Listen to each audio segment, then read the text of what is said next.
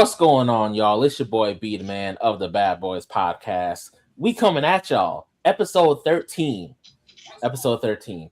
As always, got the crew with me. Got my boy Mike Beasy, Tribal Oos in the house. Got T-Talks Wrestling in the house. Our Gooner in the house. And of course, my mans, the bro Unk, our cornet, bro Unk Remy. How you doing, boys? How you doing? Vince Cornette sucks. Jim Russo. WWE sucks. We good, bro. If I had a hat, I'd toss it up because I did the intro and everything, and here you go. Hey, usually it's me.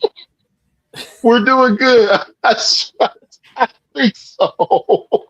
Okay. All right. Oh yeah. All right. Well, we y'all, for the listeners who are listening live and replaying, we talking Clash in Italy, unfortunately, and we talking King and Queen of the Ring so far. And unfortunately, I'm gonna be honest. Yeah. I forgot until today that Clash in Italy happened last week. Honest, you ain't missing. I'm not gonna lie. I did. No, I saw it. I forgot about that shit. No, you and me both. I forgot about that shit till this week, and I'm rewatching shit. And I'm like, oh yeah, that did happen. Yeah, no, me. Look, don't feel bad. I was watching the show live, and I didn't finish it. Is on Raw and SmackDown. Yeah, man, I ain't mad at you for cutting that shit off, T. Like, yeah, but I pulled a finger on him, like done, and walked out. I ain't even mad at you. See, I didn't cut it off, okay. but when Obafemi lost, I definitely checked out, and it was background noise while I was. Why hasn't Jessica Carr challenged Becky Lynch to a match? Exactly. It has been over a year since this woman has bullied that referee who is a trained wrestler. I'm sorry, but Jessica need to run up on her backstage with a chair and be like, you know what, I'm tired of you. Is Jessica Carr, is she still performing in Evolve? I know she's a mass performer. I couldn't tell you. That's a Vitia. I don't think so. Yeah, Vitia would know, but I don't think so. But yeah, we can start running. We can start running down the card. They kicked off with Gunther challenging Cody Rhodes for the undisputed WWE Championship, and this probably should have been the first sign that we were not going to have a good time at the show. Cody, of course, retained I liked the match until the finish. Okay, I did not like that because here's my thoughts about this finish. I feel as though the finish is on Gunther. Here's why. I feel as though his feet are too big for wrestling because this ain't the first time this has happened to him. You said, hold on. You said, you know what's funny? Cody made fun of him for that too on SmackDown. He's like, you ain't never had a controversial finish before. You've been wrestling for 20 years. You ain't never had an issue. He's had this exact finish before where he got pinned, but his foot was under the rope. Bruh, get you a foot reduction surgery already and shut the hell up. I'm tired of this. What's really bad? What's really bad about it? What's really bad about it is they show it on the replay, and the referee can clearly see it on the camera, and then got the nerve to argue Gunther after the fact. Yeah, like, that's what pissed me off. I'm like, you saw it, and like, huh? You saw it. You know you made a bad call, but even if it's a bad call, the referee's call still stands. That's such a stupid rule. I hate when they do that because they've done that before, where the foot is under the rope. The ref sees it on the replay being under the rope, but the ref's decision is final. They gotta pretend to be stupid. Like, I'm not. You know what's crazy? The part that made me the mad most wasn't even that. It was the fact that the match was 11 minutes. Entrances took up half that time. Cody's entrance is like 5 minutes on its own. Yeah. Right. The whole ending looked stupid. Anyway, because Gunther was just holding his leg up in the air. I think he was put his foot on the rope, and I think he just kept missing the rope, slid his foot under. It all looked real sloppy to me at the end. Wouldn't be the last rope incident of the evening. But yeah, so like it seems like the whole purpose of the match was just to set up another because unless it's the big four, half these pay-per-views are completely filler and nothing that happens on the matters anyway. And I had a hunch too, especially when this one was announced for the first hour on ESPN. I knew there was gonna be some dumb shit because, like I said with Mania, we matches on ESPN TV, you just know it's not gonna. We did our predictions on the episode right before the show started last week, and you said Cody was gonna win off some bullshit. Yeah, and he did. And the thing is, I would have preferred it be Sammy. Then Bigfoot would have made a whole lot more sense. It would have. Yeah, we're getting every challenger that Cody has been getting lately. It's the same bullshit. They have a match. They run off of a formula, bro. I've never finish. It leads to them getting the rematch, where all of a sudden, which of course we'll talk about in SmackDown, but they're gonna get to pick whatever type of match that they want to have and stuff like that. It's the same bullshit. Mm-hmm. The only one who hasn't gotten his feuds are formulaic. The only one who hasn't gotten that treatment is Orton. But his feuds are formulaic, and the problem is it's not even Cody; it's the booking. Yeah, this is your top baby face. Why are you? He should not feel stale. This is only his third WWE championship run. Granted, it's been a little over 2 years since his first one, but he should not feel this stale this fast. No, he shouldn't. And then again, this is also the same company that put a championship belt, which is the equivalent of giving your friend some of your hot Cheetos just to shut them up and so they quit asking you for yours on Roman Reigns. So, yeah. We'll get to that later. The belt was created because Roman took the belts and wasn't on TV every month. But yeah, Cody and Gunther, they're very first few episodes that we did when I said that they did all that on purpose, and now we're stuck with what we have right now because they couldn't decide whether Roman was going to go over Cody or Cody was going to go over Roman. Now we're stuck with the bullshit that we have right now in the main event on both shows. Mm-hmm. Exactly. And don't get me started, and we'll get to that Cody Roman BS. We'll get to that, but yeah, Gunther and Cody, like the action of the match was good. Like this is like people can talk all the shit they want about Cody Rhodes. One thing you cannot say is the man is not a good worker. That's true. Y'all can't convince me he's not. He's a great worker. Gunther is arguably the best in the world, top 10 for fucking sure, on a list that absolutely includes both Io Sky and Will Ospreay. Yep. But like, you know, and it makes me even more mad about this because you have these two men with their pedigrees wrestling on a pay-per-view for the world championship. Why did this match not bang? Why? Because booking is so determined to tell these bullshit ass stories that nobody wants to fucking see, and they handicap the wrestlers while doing so. That part, yes. Yep. Yes. Every fucking time.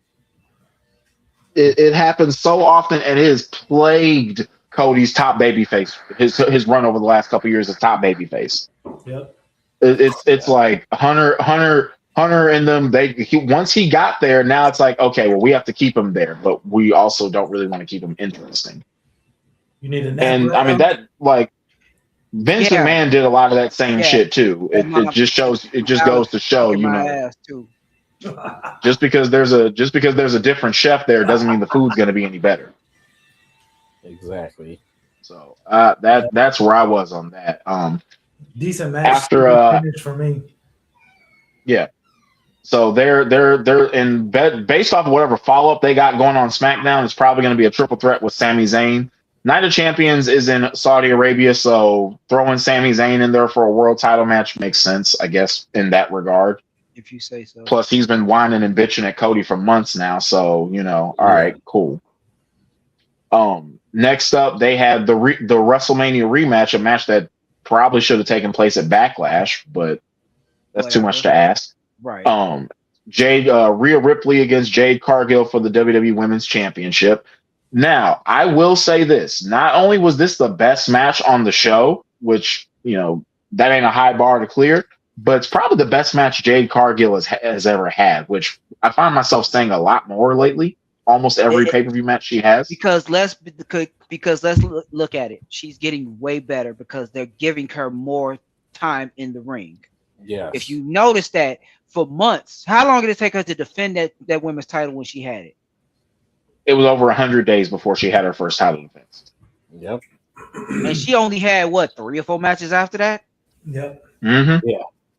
Like she is getting more time in the ring on camera, and I love it for her because she needs to get in that groove. If you only wrestling every 3 or 4 months and you ain't getting the laps in, you're not gonna look as polished as you should. Am I wrong? You ain't wrong. Somehow Logan Paul gets away with it. She's getting more reps in front of the bigger crowds, and she's able to get more comfortable. I mean, and she's working with the top level worker like Rhea Ripley. Yeah, somebody like Charlotte, that who is not going to sit there. You're not going to embarrass me on the big stage, right? And Charlotte and Alexa. So it's not like they got her working with people who don't get their reps in, who ain't at the top of the food chain. They got her in there with some of the best. That's how you get better. The match was very good. Probably the one blemish of it was when Rhea had Jade Penn and B-Fab struggled to get Jade's foot on the ropes, but that type of shit happens. Again, the ropes are their enemies. I guess them Italy ropes don't play nice with these Americans. Yeah, I'm just saying. Apparently not. It happens. It happens, but yeah. Jade, I was hoping that Jade would win the championship back, but the Charlotte interference does set up a Jade and Charlotte program, which is something I personally have wanted to see for a long time now. And it doesn't have to involve the championship. So I think that's literally teased this years ago when Jade first popped up. So 3 weeks they stare each other down and walk off. I'm like, they did. Stop blue balling us. It's rude. They've been doing this. Oh, remember that time they teased Roman Reigns and remember that time they teased Jacob Fatu and Braun Breaker? Not only has that match never happened, neither man has become world champion. Braun Breaker walked into the arena on Raw one time with the fucking belt and still hasn't won it. Yep. Well, we'll get to that later, but a few things I feel like is why he hasn't won, but I'll get to that later. Back to Jade and Rhea. So, very good match. Rhea retains the championship. I believe Jade is in the Queen of the Ring tournament. I don't quote me on that. Yes, but Jade losing. As a Jade fan, it's not something I wanted to see. But if they continue to use her, they continue to book her strongly, because most of the time it's not about the most important thing to me isn't just the match and the result. It's the aftermath. What do you do with that? Because that's where I need to figure out what all this means. Right. Yeah. And if Jade's going to be out the title picture, you better have some shit to do for her. And no, running it back with Tiffany Stratton for the U.S. Championship is not it. No, it is not. See, I think for me personally, the reason that I wanted Jade to win, for one, I am a fan of Jade Cargill, but Rhea Ripley is playing a face, and they don't have very many top heels in their women's division on SmackDown. That's why they had to bring all the fucking Fatal Influence in. Yeah, it's Jade and the Baddies and Fatal Influence. That's pretty much it. Yeah. So I'm like, it's not going to be B-Fab or Michin going after Jade. I mean, we saw a little bit of what may happen on SmackDown that I'm sure we'll touch on later, but I don't see Fatal Influence. I mean, JC Jane could go for the title, but she's not a threat. Not in my opinion, at least not right now. No. Remember we said that a year ago when okay, if she stabs somebody with her nose, maybe. This guy. He couldn't help it. No, I never will. But yeah, so now the question is, where do we go from here? Jade is in the Queen of the Ring tournament. I don't expect her to win it, considering she won last year. Mm-hmm. As far as Rhea Ripley goes, that actually, you know what? I have some interesting thoughts on that when we talk more about the Queen of the Ring tournament. Y'all ready to move on? Because now it's time for the reason I checked out on this damn show. Oh God. Leg loose. Come on, T. Come on. Another Embrace the darkness, T. Embrace the darkness. Another WrestleMania rematch. Obafemi versus Brock Lesnar. And let me put it to you this way. The way I would describe this match is if they took Brock and Roman at WrestleMania 34 and made it good. Because it was all action. It was hands getting thrown. It was finishers getting spammed. It was, it was Brock versus Roman if it had the action of Goldberg Lesnar at WrestleMania the year before. So that you had the two heavyweights throwing hands. You know, to my knowledge, Brock didn't throw a single German suplex. He was just hitting F5s like nobody fucking business. F5, right? You know, 7 of them, including one through the announce table. And then once Oba stood up after, you know, for the count out, I'm like, okay, cool. This is going to be Oba's badass moment. He's going to get his comeback. Brock slips out of the fall from grace, hits another F5, pins Oba, and I'm just like, as soon as that shit happened, I turned the show up. I'm like, bro, no, I'm not sitting through the rest of this nonsense. Y'all already got me jumping through hoops just to watch your shit because I ain't paying ESPN $30 a month for this slop. Y'all got me fucked up. Right. Like I can give y'all 3,000 fucking reasons why Obafemi beating Brock Lesnar again was the right move, but this company insists on doing the same old shit over and over again. Everything don't got to be fucking 50-50. We're now even booking. Okay? Right. Brock is 47 years old, about to be 48 next month. Obafemi can beat him. Obafemi should have beat him twice. That's how you establish a star. Who else gets 2 back-to-back wins over Brock Lesnar? That would have meant something for him. Now, is it ruined Obafemi? Absolutely not. Oba's going to be fine. Oba will recover from this. This does not hurt Oba at all, especially when you consider the way he was opening up shop on motherfuckers the very next night on Raw. But my thing is, it was unnecessary. I agree because I admit that while there is some argument where some people will say that they kept Obafemi strong, and I'm like, you know, it'd be a great way to keep him strong if you have him win the fucking match. If he won the match. Win. So here's my thing. Well, we kept him strong, you know, also keep him strong, win the fucking match. Right, because Brock needs to win for what fucking reason? Right. What reason do we need to watch Brock Lesnar beating anybody in 2026? And Obafemi losing the way that he did nobody on Raw in WWE any favors. Because let's be truthful. No. Obafemi lost after 6 F5s or something like that? 7. Yeah. 7 F5s. 7. So you mean to tell me that Obafemi is going to go against anybody on Raw or SmackDown, and we're supposed to believe that they can beat him at all now?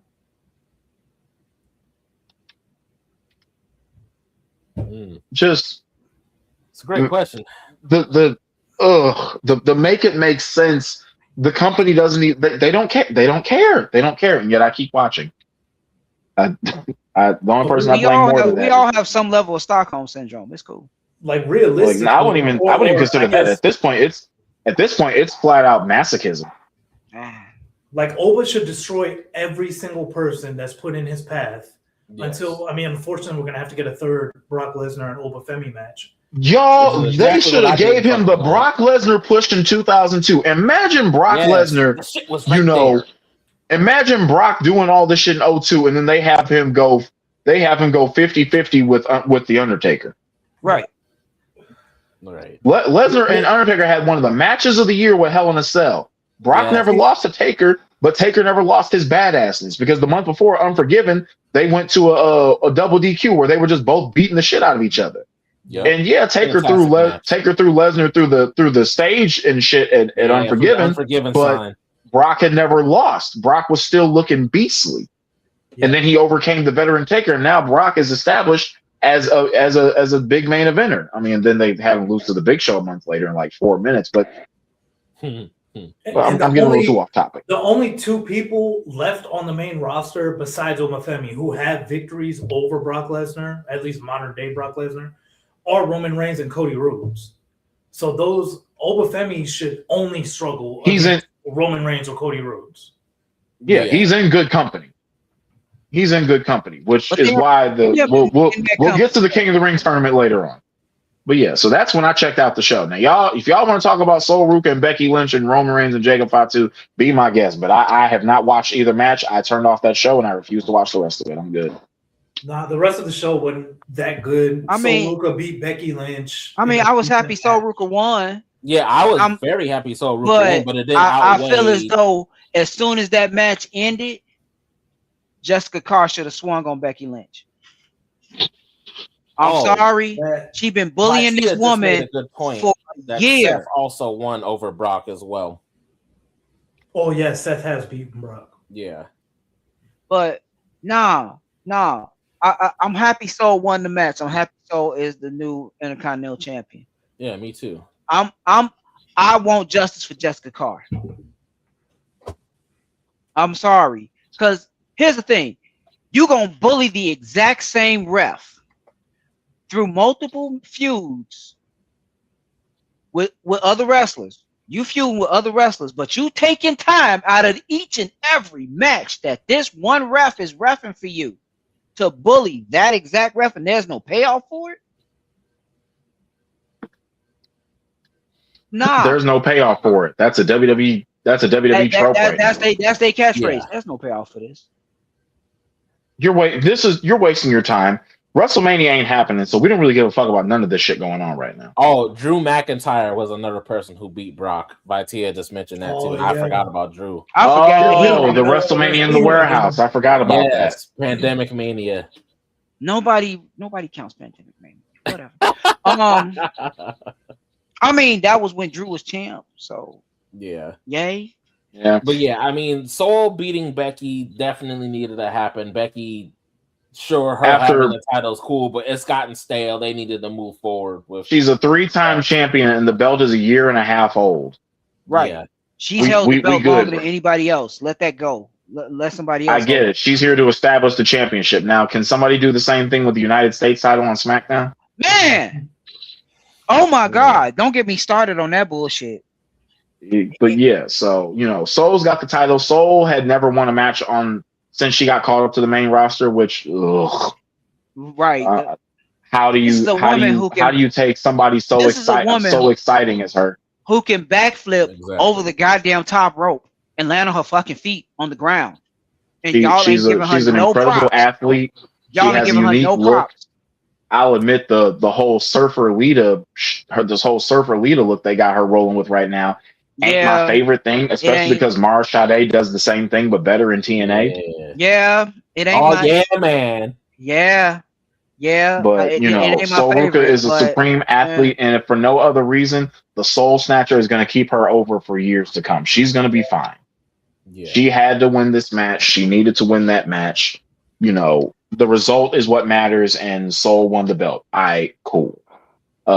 Anybody got any thoughts on the main event? Because once I heard Roman won, I was like, business as usual. Yeah, I've been waiting for this. So the match was good. It kind of brought me back to the PLE as a whole, but I don't like Roman winning. I agree with Mike. They should have took a chance on Jacob winning the title, because now we've got Jacob bowing down to Roman and all this and that and falling in line. It really nerfs his character. And when we get to Raw, I got some choice words about that shit. But continue.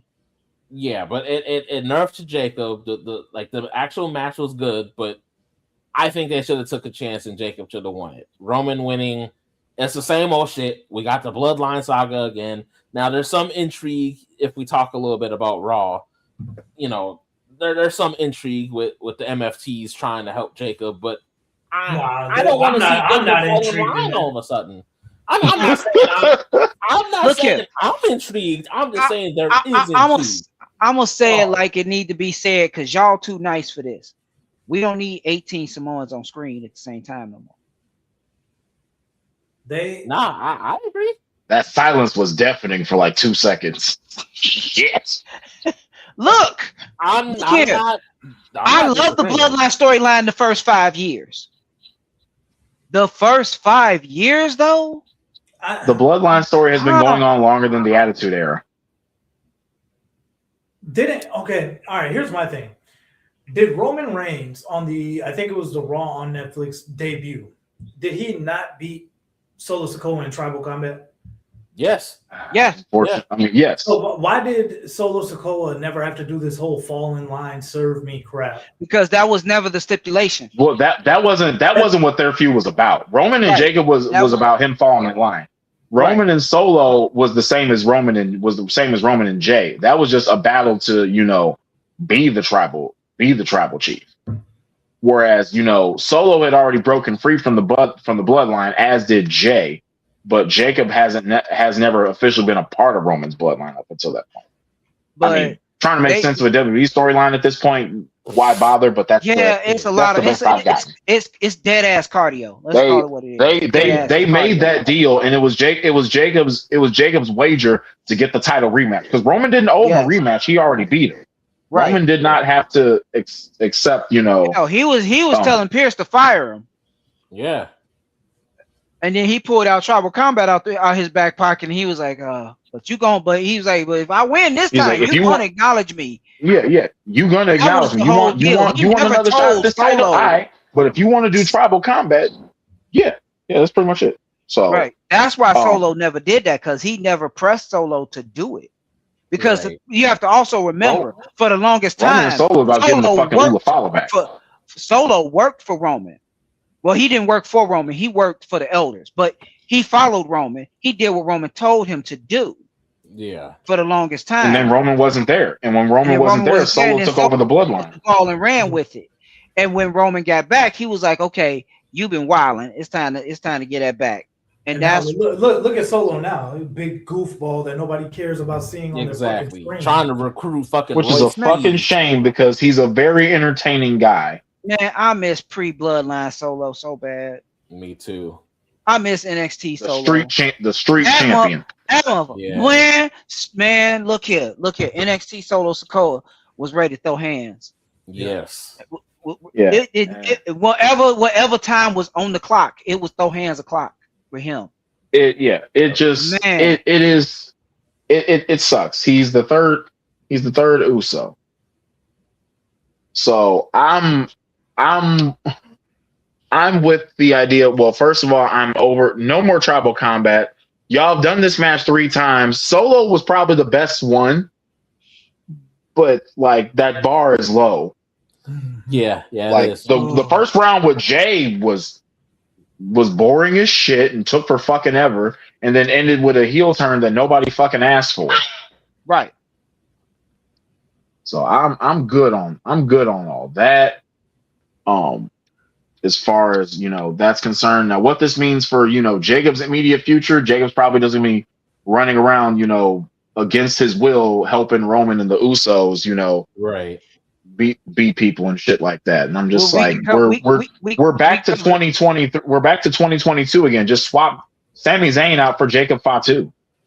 Right, and Vitia just made a good point in the chat here. She said, "I don't see the end game of Jacob being in the bloodline because they're not going to recreate the magic that once was." And yeah, they aren't at all. Sammy was an anomaly. I can't believe I'm saying that Sami Zayn in the bloodline was better than Jacob Fatu in the bloodline, but here we are. Sammy was an anomaly at the time. I don't even see the point of the Usos being there now if they're going to sit there and make Jacob Fatu fall in line with Roman, because who has the Usos never been able to beat together? Jacob Fatu.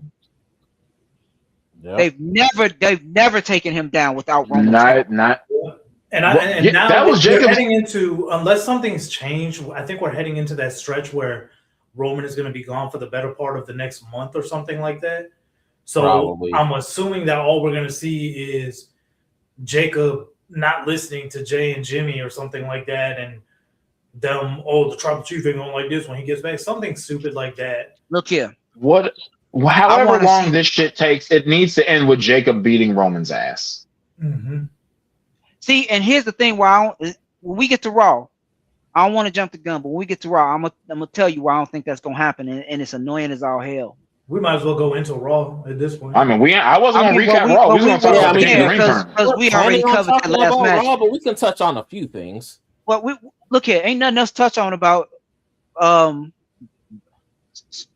hands in Italy. Seth Rollins and Braun Breaker had an awesome match in the main event.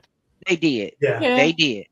They did. But that whole, when they came out and made Jacob acknowledge Roman, I fucking hated that, man. I hated that moment, but I hated it. I hated Jay in that moment, and I've never disliked Jay Uso. Oh my god, I hated Jay Uso in that moment. Why? Because my man, you ain't never beat not damn mother in that ring, and you talking shit to Jacob Fatu, who I done seen body you in 2026 multiple times, and you talking shit to him because Roman there.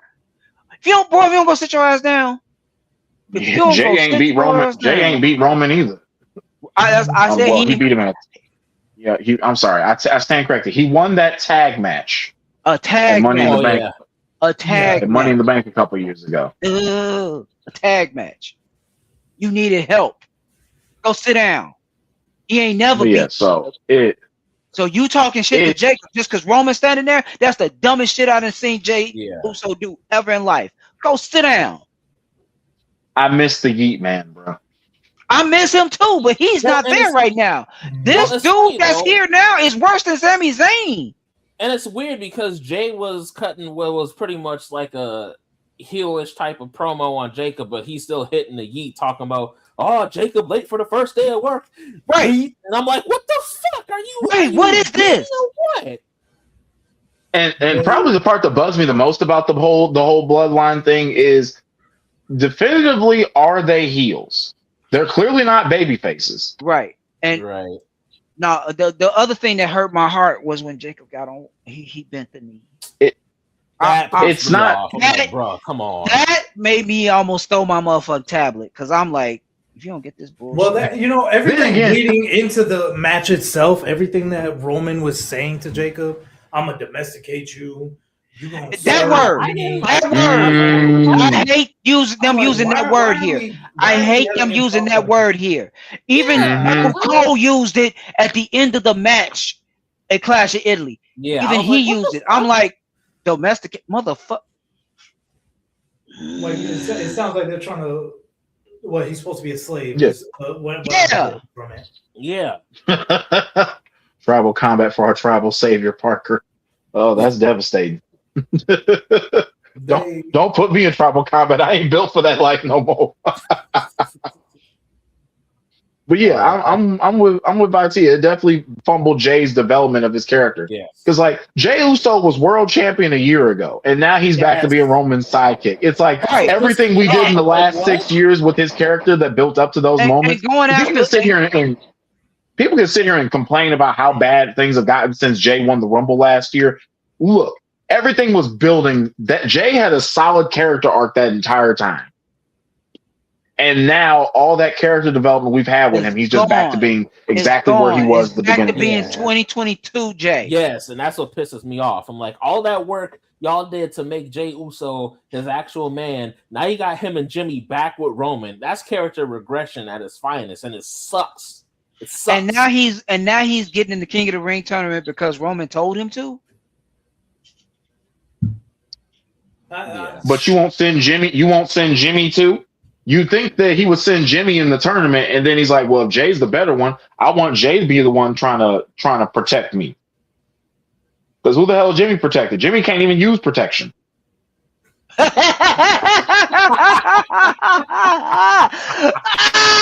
beat me to it. Oh my god! Y'all called me a bitch. And y'all, that was diabolical. I appreciate you for that, T. Thank you, T. See, damn, see. You know he's a ruiner. You know he's a ruiner. You know it in your heart of hearts. You know he's a ruiner. Else you wouldn't have took that shot. You don't take shots at regular people like that. You take shots at ruiners like that. Look at that. Ruiners don't get to get in tournaments. That's why he didn't get the tournament. Over my spirit there. I don't have to take over your spirit because your spirit know better. Your spirit know who the ruiners are in this world. You just too nice and you fighting against it. Stop fighting it. It's okay. The whole dynamic is stale.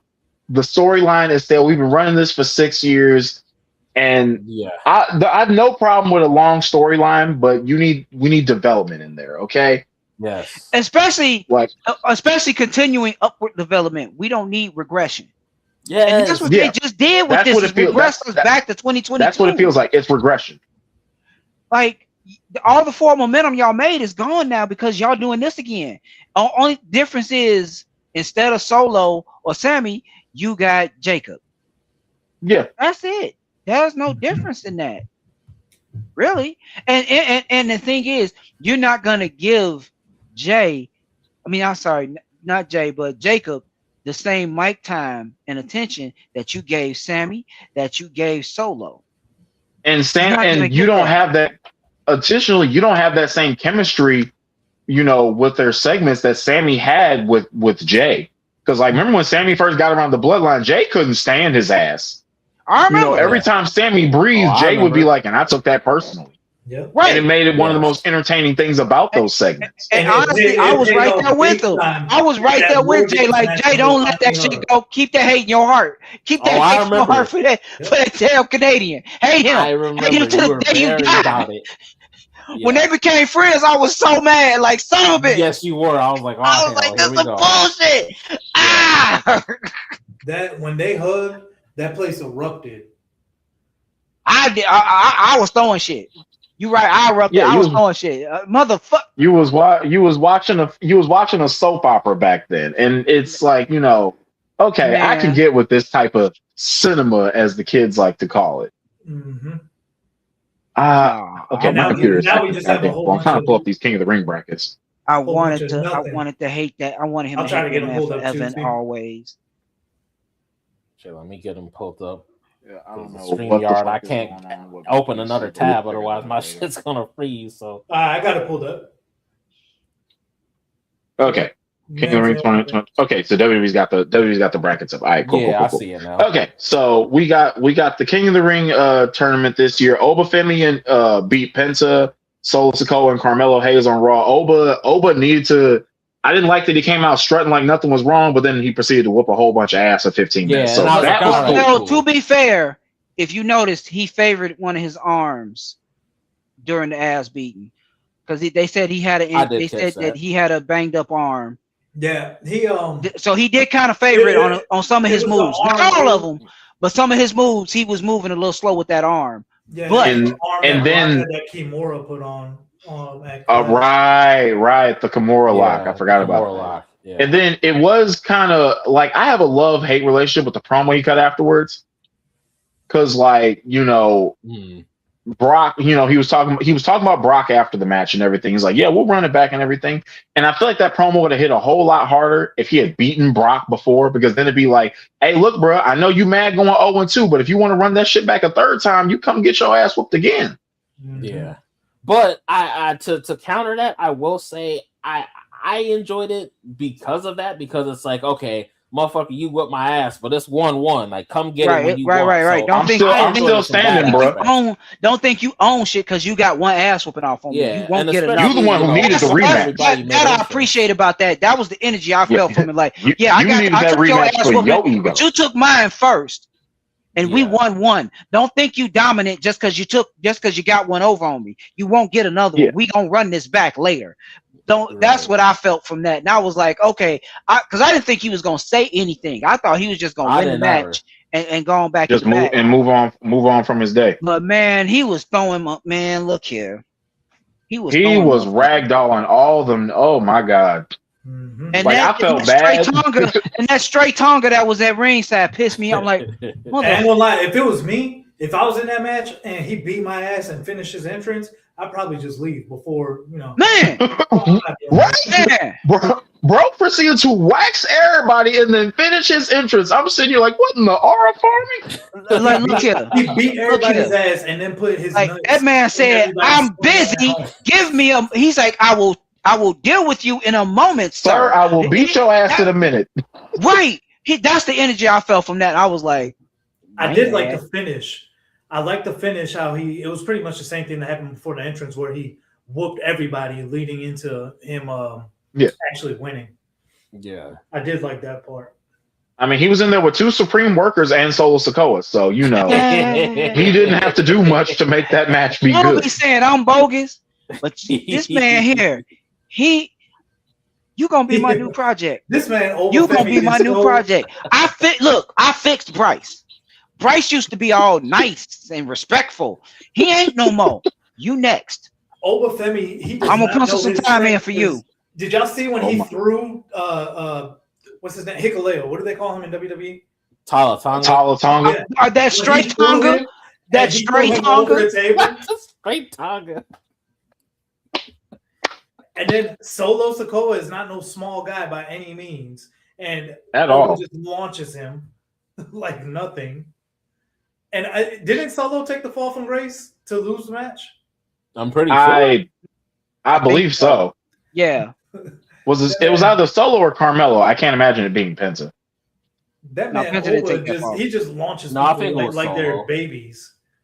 Yeah. But so they had that match, and then later in the night they had the Fatal 4-Way in the women's division. You had Io Sky, Roxanne Perez, Lash Legend, and Julia. And I'm glad they put Julia in there. Julia was in there because Julia's half Italian, so they finally let her wrestle on TV. Remember, wait, we're on an Italy tour, aren't we? We should do something with that. Yeah. And then in some booking that I swear to God, you cannot convince me Triple H didn't have a text message from Vince McMahon telling him to do this. Io Sky wins the match by pinning Julia. You in your hometown, you get to wrestle on TV, but you're gonna take this fall. Right. Roxanne Perez, I love her, but that's my only complaint about it. Great match. Me and YT have been talking about this all week. They hold Roxanne. I like Io Yes, Sky. they've been on Roxanne. What you mean? I did not want Io Sky to win this match. Especially since she's been back from injury. They've been holding Roxanne. Straight. Yeah, with that being said, I think Io Sky has a strong chance of winning the tournament. I hope she do. I really want her to win this tournament. I have a feeling that since they won't give us a natural feud with Io Sky and Liv Morgan, force the issue. Not even just that. I don't think that's not even just that, but if Io wins the tournament, I'm not sure if they're gonna pull the Royal Rumble style loophole or whatever, and she gets to choose what champion she faces. Either she can run it with Liv Morgan, or she can finally settle things with Rhea Ripley. Liv Morgan being in the tournament. Remember, Rhea has never defeated Io Sky. Io is her kryptonite. Yes, which is why she went with if you can't beat them, tag team. And especially based off the match they had the last time they went 1-on-1, that shit will bang. Yes. Yeah. Well, actually, I stand corrected. WWE will probably find a way to give them less than 10 minutes and make it some bullshit so they can throw more Hulk Hogan ads on the SummerSlam. Or try to get more rematches out of it and stretch. I don't think Io is winning that next match, yo. Okay, interesting. I think we're heading towards something a little bit different, and that's what worries me. And I'm wait until we get there. But yeah, we'll get there. So then on SmackDown, they had a couple fatal 4-ways. First, from the women's division, you had Bayley, Raquel Rodriguez, JC Jane, and Kiana James. Now, I was expecting JC to take the dub here. I was too. Just built off the momentum that her and Fatal Influence had. She has a built-in sword. So, it was an interesting match. I liked it. Raquel Rodriguez dominated a good chunk of it. Like her being, the she's Lady Diesel. So her throwing the other women around most of the time, fit, but her actually winning it surprised me. Because you remember on Raw, they had that one thing where Liv Morgan was in the tournament. She was like, "I'm sorry, Roxanne, you didn't win, but don't worry, I'm gonna win Queen of the Ring." And then Raquel looked at her like, "Bitch, I'm right here. I'm in the tournament too." It's like, well, or you can win the Queen of the Ring, and as long as the Judgment Day wins. Yeah. And I think Raquel Rodriguez has a strong argument too, especially considering that nobody's beaten Io Sky more than she has. Right. I like the little triangle between Raquel, Io, and Rhea Ripley. Raquel beats Io beats Rhea, and Rhea beats Raquel. I think Raquel is the overall pick to win the Queen of the Ring. I don't want it, and I just told V, I was like, I've been waiting till today to really go off about this. Raquel does not need to win Queen of the Ring. I feel like every time, and we talked about this several episodes back. Every time, Remy, I think you mentioned it. Every time they push Raquel, they end up not pushing her. And it's a waste of time. Yes. And if why I was shocked she even won the match. Like, why are we doing this? And if they're not, it makes you not want to get invested in her. Yeah, don't make it look like she's going to win. Also, here's the thing. 3-4 weeks ago, didn't they have some type of storyline they were starting where Roxanne was, getting told by Finn not to trust the Judgment Day? Correct. Yeah. Mm-hmm. So it was leaning like Raquel was going to be the one to turn on the Judgment Day. right? The real feud is not Raquel, but the real. Roxanne, here's the thing. It was leaning toward that. Now with him on SmackDown and Raquel in this tournament and has gone forward in the tournament, but Roxanne didn't. Probably another drop storyline that nobody backstage, nobody who's actually writing the show is thinking about. Nope. Yeah, and that's so frustrating because it's like either do it or don't. Stop the dropping storylines and pivoting. Stop wasting my fucking time. Stop remembering stuff and stop using logic. Yeah. I'm sorry you remember what happened 2 weeks ago on TV. We don't care anymore. Right. Right. Some Vince McMahon bullshit. And then it's like, do something or don't. Don't play in our faces. Exactly. Yeah, don't play. Exactly. If you're gonna do it. Don't waste play in our faces with this. Like I do like that, Raquel won the match. Afterwards, Kiana James and Julia had their falling out. SmackDown was also in Italy, so it was what better time to turn Julia babyface. They have been building tension between the two of them for some time, so that's probably going to be a nice little feud. I doubt it's ever going to touch a PLE.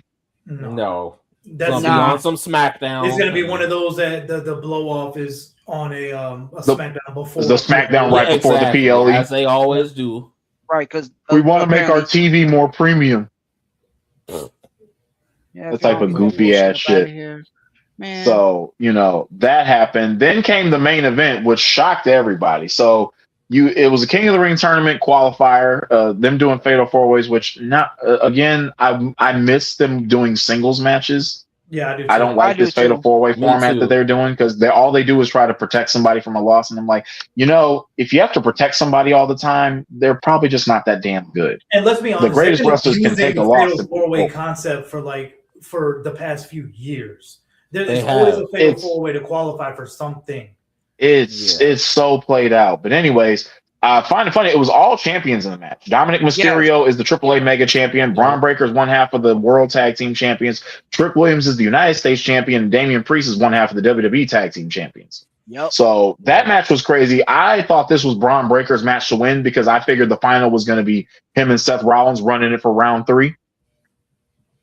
But that didn't happen, which tells me that Rollins' feud with Breaker and the Vision is actually truly over, unless by some ridiculousness they screw him. I don't think it is. I think they're gonna make it separate from the tournament. Yeah. Because that match that they had at the end of Raw was pretty damn good. It was really fucking good. I didn't like the finish so much. It isn't the fact that Seth won. Goldberg spot. Yeah. Yeah. I didn't like the fact that they needed Montez Ford to come out there or Theory. I felt like this match could have stood on its own without shenanigans, at least those shenanigans. Yeah. A WWE match without shenanigans in the finish? Have you checked on your GOAT? Like, how was European Medicine treating him? That man took a spear from Breaker. Those you gonna check on him? You gonna see if he all right? Because Vitia just brought up a point I've been waiting till today to bring up. Braun was botching like hell in that King of the Ring match.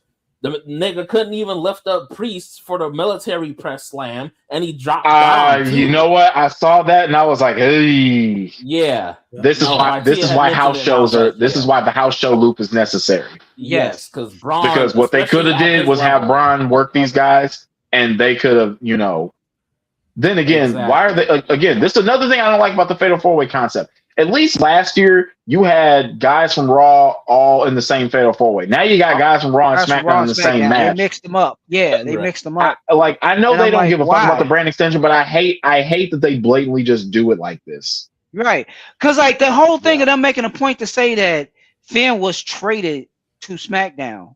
What difference do it make if he's still gonna be wrestling motherfuckers from Raw anyway? Exactly. Like, if y'all don't care about the brand extension, why are y'all still treating this like, oh, we can trade?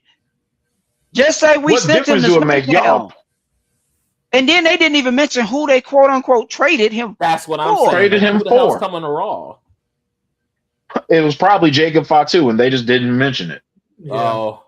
Because remember, Jacob Fatu was a SmackDown superstar before he stepped up to Roman. Yeah. Or Matt Cardona, and again, not gonna is gonna pop up in a match against Ethan Page next week or some shit. So whatever. ultimately, the huge surprise was Dominic Mysterio of all people stealing the victory. God, piss me clean off. See this? Me too. I'm like, what the fuck? I hate this because if there's anyone on the roster I never want to see in a match with Obafemi, is Dominic Mysterio. And it's not the way his character works.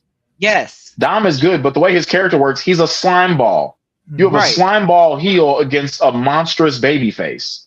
What is that match going to look like other than Obafemi throwing his ass around until either he dominates him or he gets cheated in the most aggravating way? By accident. Yes, and that's what scares me about the match tomorrow is that Dom may win because of Brock or somebody interfering. Or if Dom wins, it's going to be bullshit. Yes, it is. Yeah. It's on Raw. What are the other Fatal 4-Ways? After the Fatal 4-Way, it becomes a singles match. Yeah. No, I'm saying one of the other. No, they still have the other half of the quarterfinal round. The other half. So I don't think that match is tomorrow. I think it's probably going to be on the Raw after next week. I'll need to look it up. I got to look up the card. Give me a second. But so Dominic is facing Obafemi in the semifinal round, and that's going to be they haven't announced when the semifinal matches are happening yet. Oh yeah. But yeah, so that brings us to the rest of the bracket. So Brock interfering, or like V just said, Liv being out there or coming out there. So it's all around. It just makes me worry that they're gonna screw Oba somehow. Again. Yeah, again. I don't know. Mm-hmm. I still got Oba winning. I mean, I do too, but I fear Dominic is gonna win somehow. But I ultimately have Oba winning. Yeah, because they got. We do not want to see Dominic Mysterio versus Roman Reigns at SummerSlam. I'll probably legit rip my TV off the wall if Dominic beats Obafemi. I don't care if he cheats or what. Like, we don't need none of. Okay, so do we really think that Obafemi is going to? Got it. Dominic can cheat, but is JD McDonough going to be the one that stops Oba from being able to beat Dominic Mysterio? That's what I'm saying. That's exactly what I'm saying. And if he do, I wish hell and brimstone all on him. JD McDonough he's not gonna have any type of legit offense against Obafemi. Be fucking for real, bro. Oba will swat him like a fly. What are you talking about? That's the one person that's the one person who that Pokemon's headbutt will not work on. It's not very effective. That goes back to what I was saying about 7 F5s or whatever to beat Oba. Who legitimately in this tournament? Who are you going to see against Oba, and you're going to be like, yeah, I can believe this. No, Seth Rollins. Seth Rollins has a chance against Oba. Maybe Royce Keys, but I don't think they're going to put them together anytime soon. That ain't.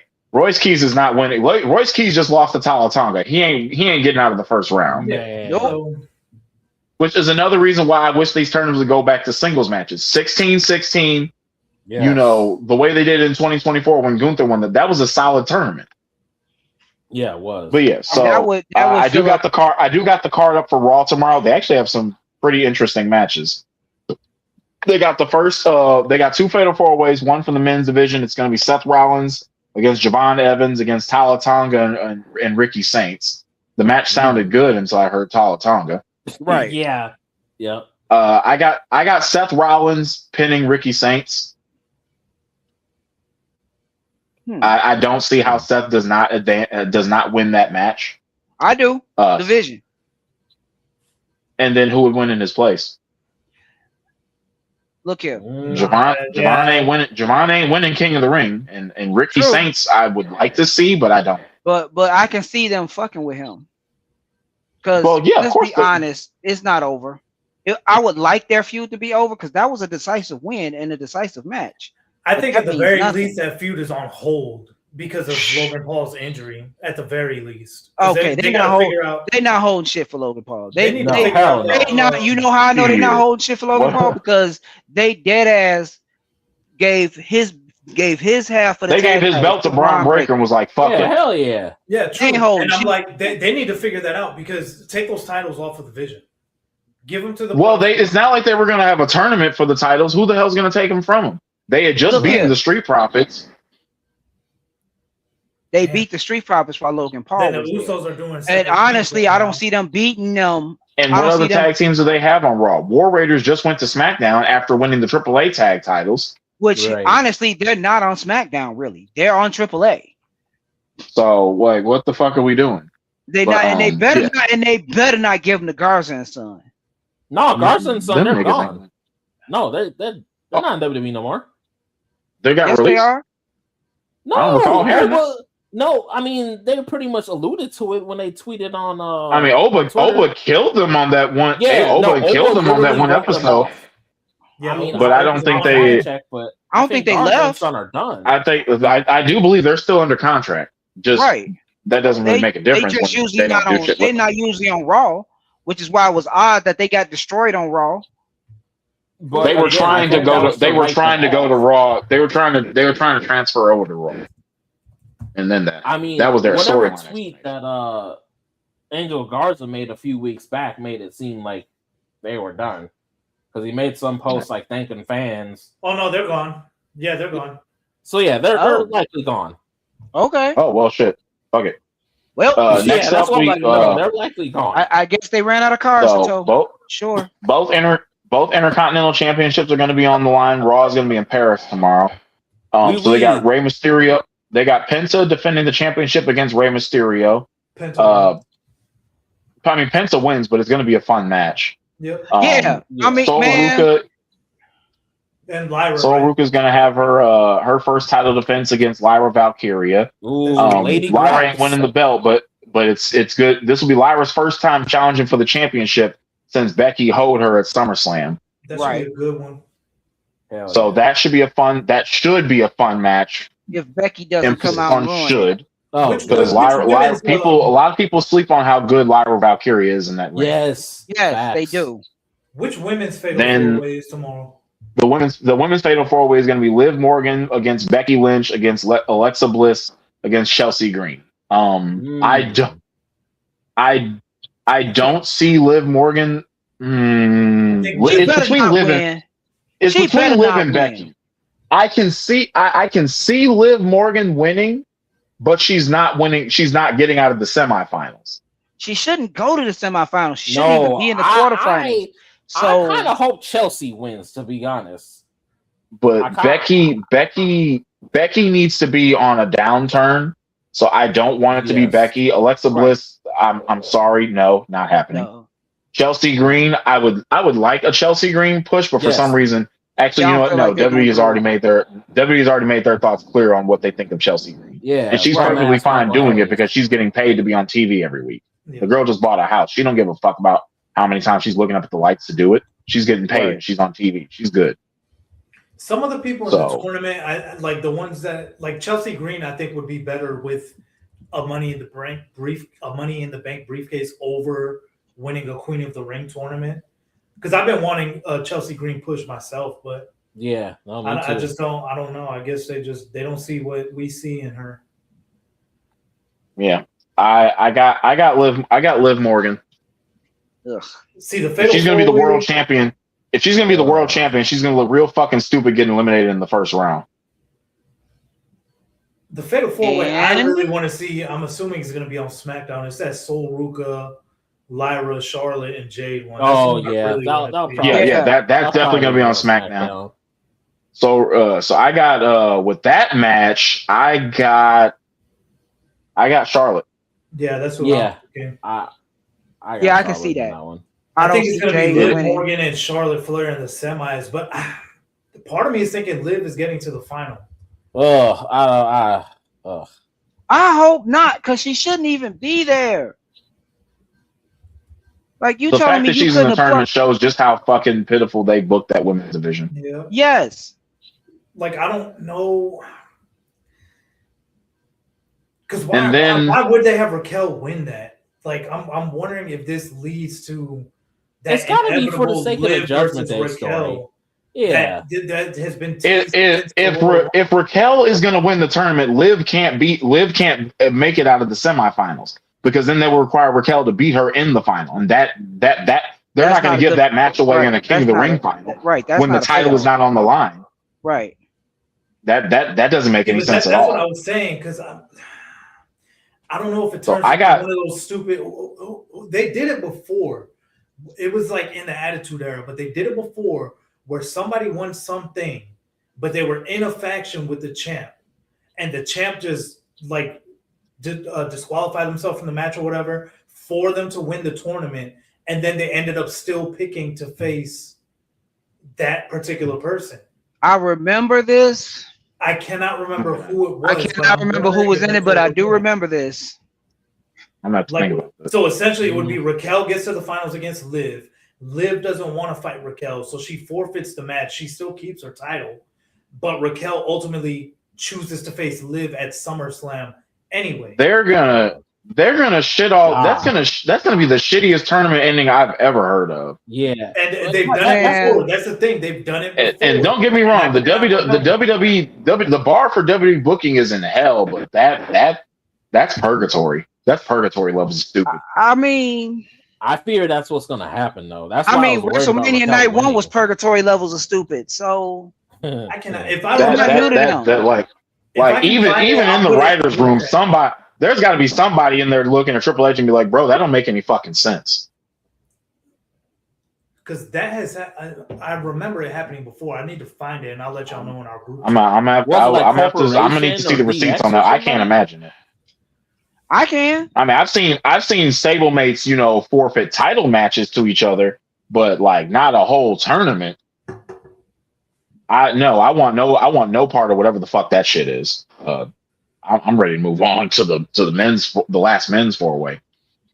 So they got Jey Uso, LA Knight, Royce Keys, and Finn Balor. I think Jay is winning that. I sadly have Jey Uso. I am still holding out hope that LA Knight finally wins Money in the Bank this year. So I want in fact, LA Knight. I'll do you one better. Not only do I think Jey Uso is going to win the Fatal 4-Way, I think he's going to pin LA Knight to do it. Oh God. I mean, yeah. Unfortunately, I don't want it. If LA Knight pinned Jay, I'd be happy, but Jay, I don't want that. Yeah. Right. They cooking with ass instead of gas. Facts. Took me out. I'm like, not cooking with ass. See, absolute facts, dog. Oh my God. I don't like any of these brackets, to be truthful. This tournament, like between the brackets and what they didn't. It barely had potential to begin with. Like, you got fucking Tala Tonga in the tournament. You got Solo Sikoa in the tournament. Like, what the fuck are we doing? Okay, here we go. If the Vision is going to screw Seth over, I think it'll be in the semifinals.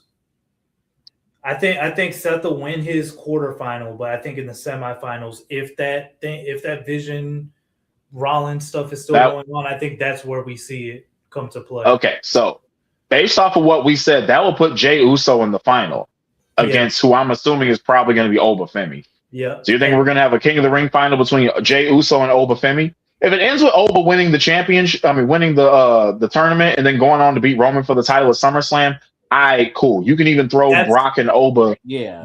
Brock can be Oba's first title defense at Money in the Bank or whatever the fuck comes after that. That's kind of if it ends with Oba winning the championship, cool. I can deal with all that. But if Oba wins and loses to Roman, oh my God. I wish Oba, I don't think it's gonna happen. Roman said, y'all got me for the summer. Roman ain't working past August. And Roman is not leaving. Roman is on a leave of absence right now. Yeah. Roman is not working past August. And if they let him go take his big long ass fucking hiatuses while the championship belt was created because of him doing that shit, like ugh.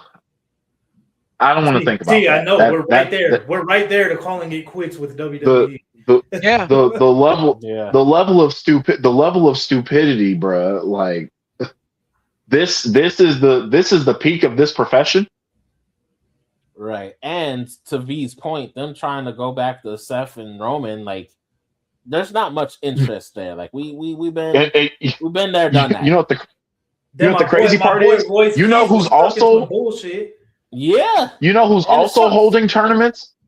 You know who's also holding a tournament right now that ends at the end of the month, and the winners get title shots at a big event in August. The Owen Hart and it's miles better than this bullshit. Yep. Yeah. AEW with the Owen Hart Cup. Because tell me they weren't cooking with Will Ospreay and Mark Davis on Dynamite this past week. Yeah. I mean, until take out the Death Riders bullshit and Will kicking out of a pile driver and then winning 60 seconds later. That I just want to know one thing. How much yelling was Joseph doing when he found out that Mercedes Moné was actually in the tournament? I don't think he watched. If he's still in here, he can tell us. I don't think Joseph watched. Joe, you got to answer that one, bro. We got to see it in the chat. I just want to know. I just want to know. We all knew she was coming back at some point. Oh yeah, right. And we were shocked she wasn't originally announced for the tournament, but after Willow, that was a question. I had. If Willow got injured, the person I need to know who hurt her. Well, if Willow Nightingale got injured, forcing Alex Windsor to face the wild card, why didn't they just bring Mercedes back at Double or Nothing? Right. Yeah. Well, now what you say, Bryce? Don't get me wrong. Mina and Athena was cool, but you're talking return of Mercedes Moné. Like Double or Nothing has already been show of the year, but you could have been like could have blew it up on another level. Just having her come back and be in the Owen tournament off the bat. Like when is Forbidden Door? End of the month. It's Forbidden. The 28th. It's June 28th. Okay. It's the same.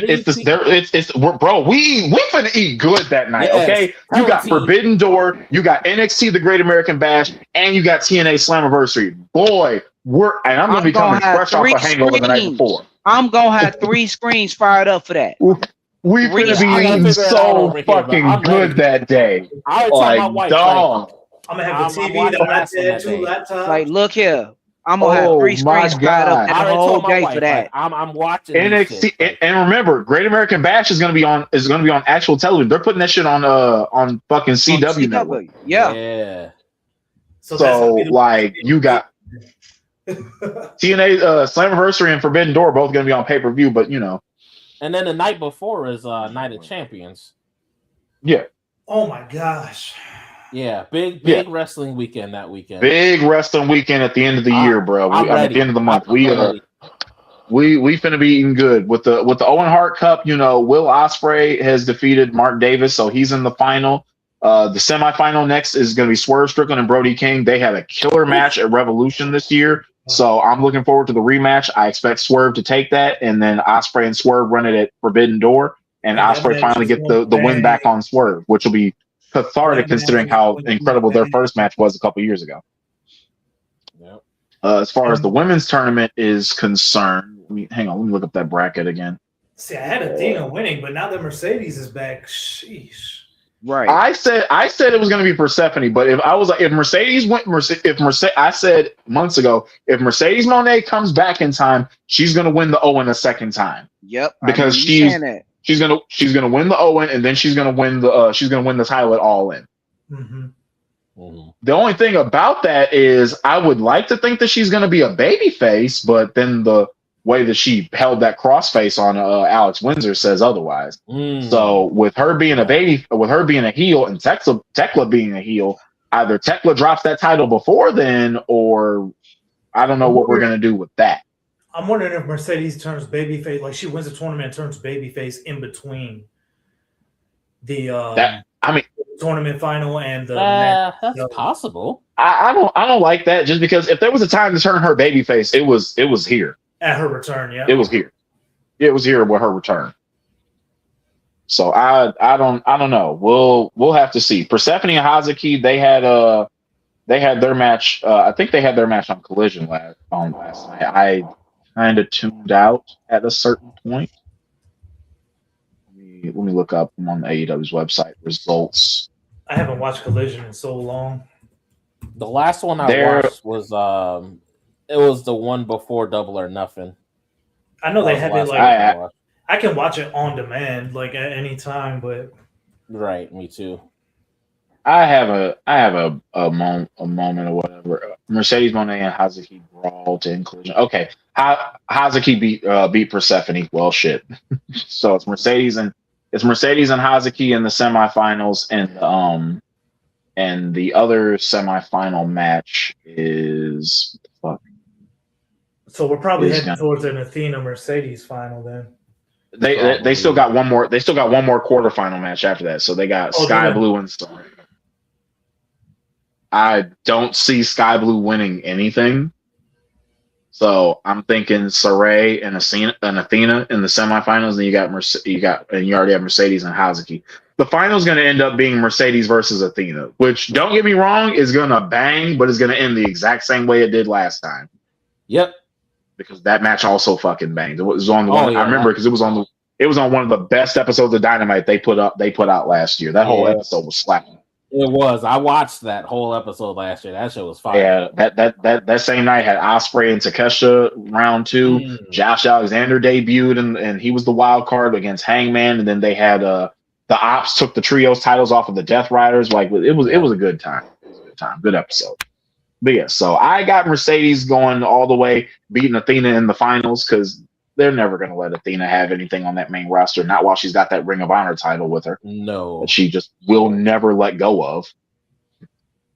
And then so that'll be the match for Forbidden Door. It's gonna be a banger. It's gonna be a banger. No fucking doubt about it. Bro, I'm absolutely looking forward to it. I forgot Ricky Starks won the Owen. He won. Yeah, he won in 2023. Yeah, I forgot that he won it. They announced Orange Cassidy versus Andrade next week on Dynamite. It's be pretty good. That ought to be fun. Yeah. Then we got Slammiversary that same day.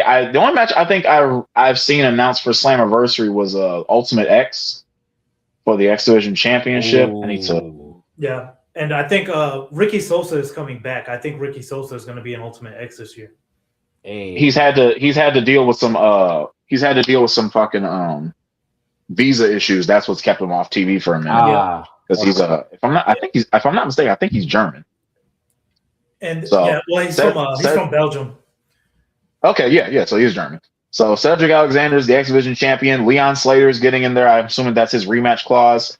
It's Ultimate X, so it's gonna bang. Leon Slater just promise me if he swanton 450s off the damn structure again, somebody catch him this time. Yes, I was just thinking that. Because I'm sorry, there's no defending that shit last year. It was Moose and AJ Francis's big asses and 4 other motherfuckers on that floor. Ain't no way y'all couldn't have caught that little nigga. Yeah. What if they didn't want? And then they tried. Then when they got shat on online about it, they argue with people about it. Like, no, y'all fucked up. Take that L. Eat that L. Yeah. So another match they got up that I think is gonna be very interesting is I don't know if y'all been watching TNA Impact Weekly. Lei Ying Lee against Zaya Brookside for the Knockouts World Championship, which is probably one of the better rivalries that have been going on television recently.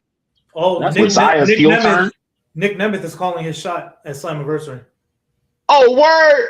Ooh. So we got Nick Nemeth and Mike Santana for the world title. Oh, okay. Ooh.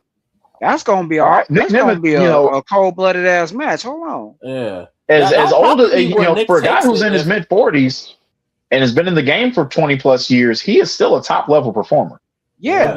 Yeah, so we're getting the Brookside Lei Ying Lee match. The X Division title match. Nick takes it because Mike Santana is rumored to, probably be leaving. When his contract is up, he is WWE bound. Yeah. I can't imagine why he wouldn't be. Yeah.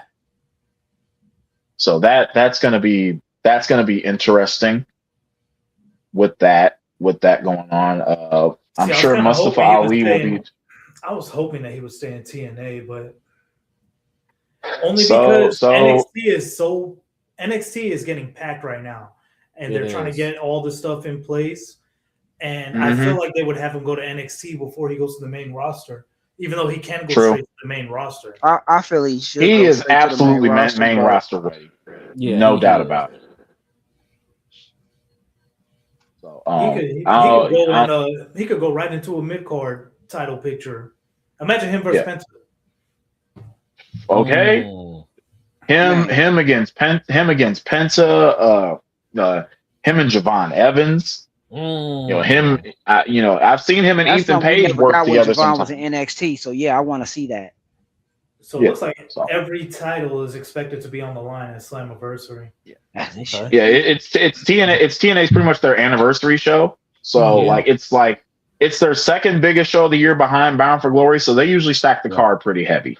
Yeah. I mean, I remember last year's show was awesome until the main event ended, and even then they managed to spin that to their benefit when they had their highest selling crowd for Bound for Glory a couple months later. So it'll be interesting, especially because on Impact this past week, they had the Righteous finally beat the Hardys in that Wicked Garden match, which was hell of a match. I don't know what I was expecting, but I wasn't expecting that. I wasn't either. The little lily flower in Jeff Hardy's mouth and the funk, man. It was a fucking bloodbath. Did Jeff Hardy turn back into Willow? Yeah, at one point. Yeah, I think I saw. And then the Righteous finally won the match, and then both Hardys just disappeared. So we'll see where they're going with that. They've been building that feud for months, but it's mostly just been Hardys.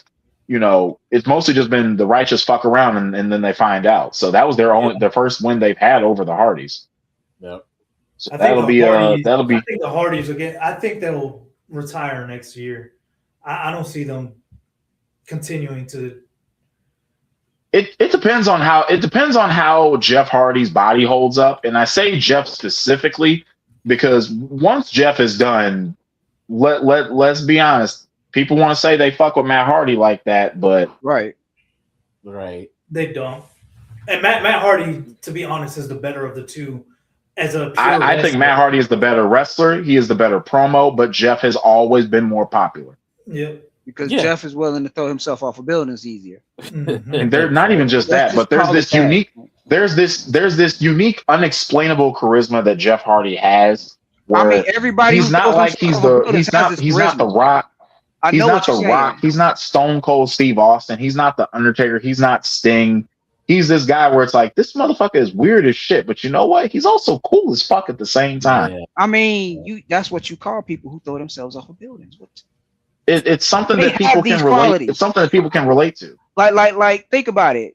Darby Allin's kind of the same way. I wouldn't say Darby is cool. He ain't as cool as Jeff because he ain't throwing himself off enough buildings.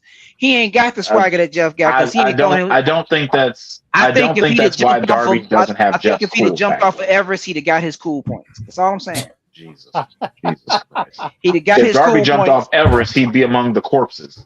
Yeah, Jeff Hardy was just that guy. You think he would think about this? This is Darby. All the jokes about Jeff Hardy being accepted in the hood and everything like that. Oh, Jeff Hardy just got over with everybody. Yeah, he did. Everybody, bro. And people still will say, and Jeff Hardy was bigger than Barack Obama in 2008. Unironically, you'll get bro. I'm telling you, like you had to be there. Yeah, you had to be there to see.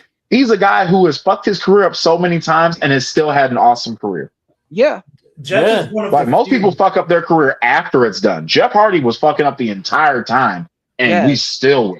Yep. Like, Jeff Hardy is one of the few that is more than the times he didn't. He's never lied about. He's never like. I had tears in my eyes. Like it's one of the few title wins where I'm like, yo, I've legit been watching you since I was in elementary school, and you finally did it. Yeah. I've been watching that man since he was 15, 16 years old. Yep. He's unlike anybody you've ever seen in wrestling. He's one of those guys. You look at that man, you know exactly who he is, and you know exactly what separates him from everybody else. Ain't nobody doing it like Jeff Hardy. He was built. He was legitimately built different. And as bad as we talk about Triple H and everything like that, Triple H knew it was his time. And Hunter knew it was his time. Hunter knew it was Jeff's time. Like there's several people to thank for that Jeff Hardy run in the late 2000s. Hunter knew what the deal was. Freddie Prinze Jr. was was the writer that pitched specifically to put the belt on Jeff because he was bringing up the fact that he was outselling prime John Cena merch wise 2 times over. He was outselling Cena's double merch.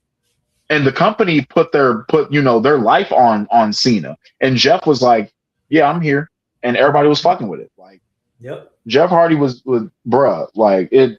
That year, that was prime Jeff Hardy. That year, Yeah. 2007 to 2009, prime Jeff Hardy. From the matches he had with Triple H, he beat Shawn Michaels. He was gonna win Money in the Bank, but he fucked up. Dude got suspended for drug violations and still wound up with the title by the end of the year. Who the fuck else is doing shit like that? Right. Roman got busted with a drug violation. They took that belt off of him. Yep. Remember, he beat Undertaker on SmackDown in that Extreme. He beat Undertaker on SmackDown that year. He was chasing the championship. The feud he had with Randy Orton over the title. Yep. Then the feud with that CM Punk feud, I still think of beauty. Oh, and then God. He has a feud of the year with CM Punk on the way out. Yep. Yes. Who does that?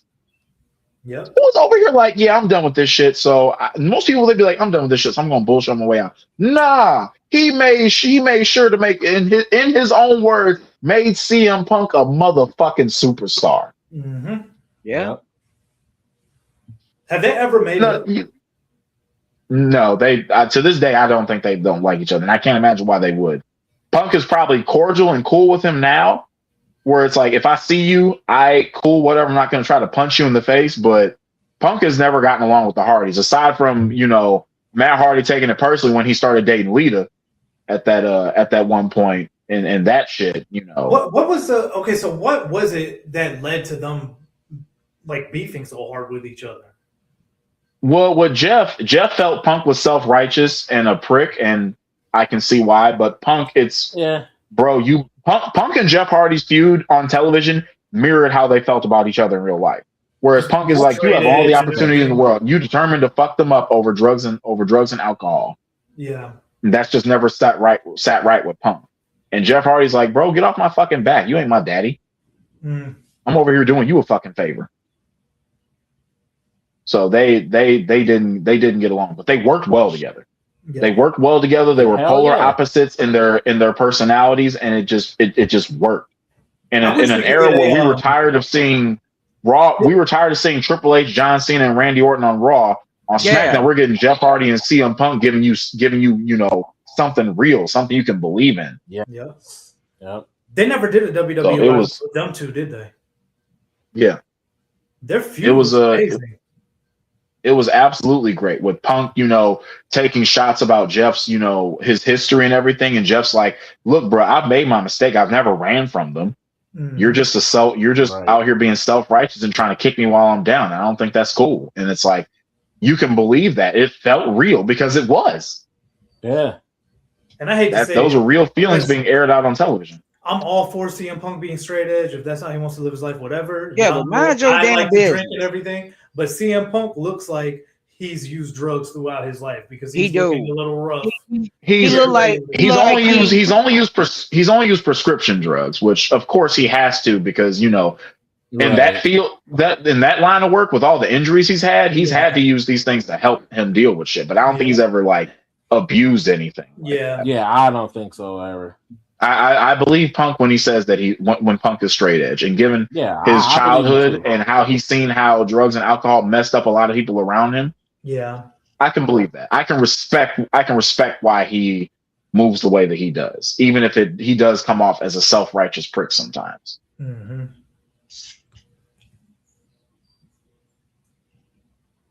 But MJF cooked him in that one promo. He was like, "You look like a meth head." Well. Alrighty now, Max. I need to watch that promo again. Max came out swinging, bro. Max got problems. MJF at that point, man, he was must-see TV. He was the most must-see TV, I think, at that point of his career.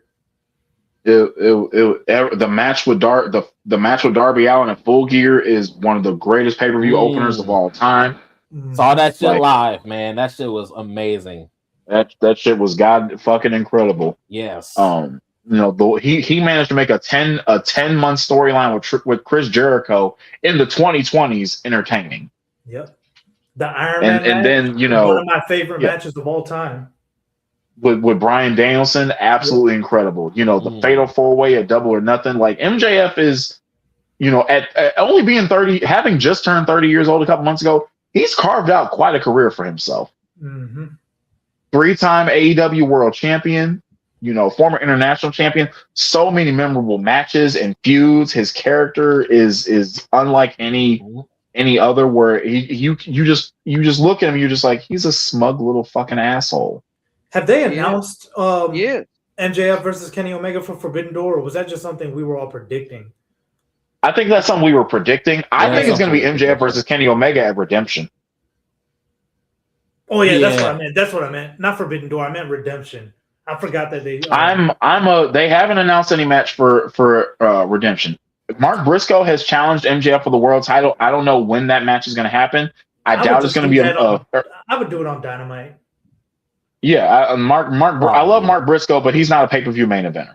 He's not. And not at this stage of his career. I think they have one of those Grand Slams or something coming up also sometime soon. They got this one show called Summer Blockbuster coming up, and then they got Grand Slam Mexico at the beginning of August. So it does bring in an interesting conversation so Redemption is going to be in Canada, and it's the month before All In. Now, I believe if Kenny Omega challenges MJF for the title again in Canada, Omega's not leaving without that title. You're not going to beat him twice, especially when the show is called Redemption. Right. At the same time, I don't like the idea of Kenny being a transitional champ for a month just to drop it to Ospreay at All In. Even if that match is going to be, I know that match is going to be fucking incredible, because when have they ever done anything less? I hope they don't do it. Just let MJF hold the title into all. Yeah, might as well. Like both matches are rematches for Ospreay because he's fought with both men before. But from a story perspective, with the way MJF has hogged up the main event scene all year, I think that would be the idea. That would be the move to go, especially considering his history with Ospreay and Omega. I think Omega and Ospreay will have the better, in-ring matchup, but I think MJF and Ospreay will have the better feud. Yeah. Because Max is gonna pick at Ospreay's neck like nobody's fucking business. And it's hard to tell which direction they go because they've been having these backstage things where they're in the doctor's office and stuff. Or on some real crazy shit. And if they do this, I'd be fucking shocked. They have Kenny beat Max for the title at Redemption, and Max is like, "Well, bitch, I'm main eventing Wembley Stadium. You can kiss my ass."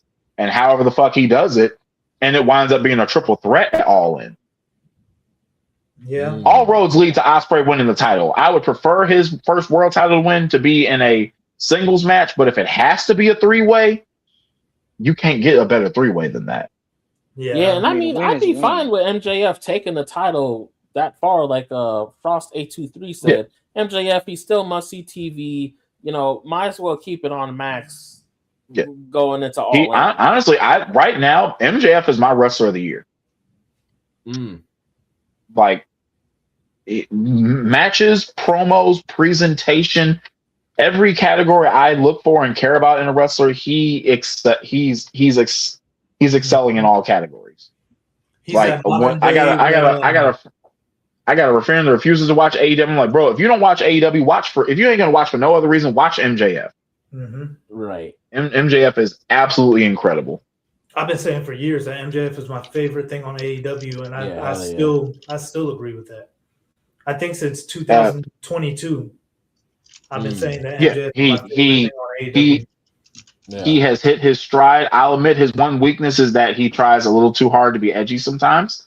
But that does not take away from the fact that he is an outstanding performer. And he's one of the one thing that always wrestling too. He does have, and one thing that always had people trip about him when in his early AEW run, they'd be like, "Well, he's just a promo. He's just super promo in a box. He can't wrestle." And I'm sitting here like, y'all have not watched. Y'all say that. Y'all say that, and then he's having matches with John Moxley. MJF was a bad wrestler. That's something I will never say. Yeah. Oh no. I think people were just saying that because they didn't see him wrestle often. I don't like his character.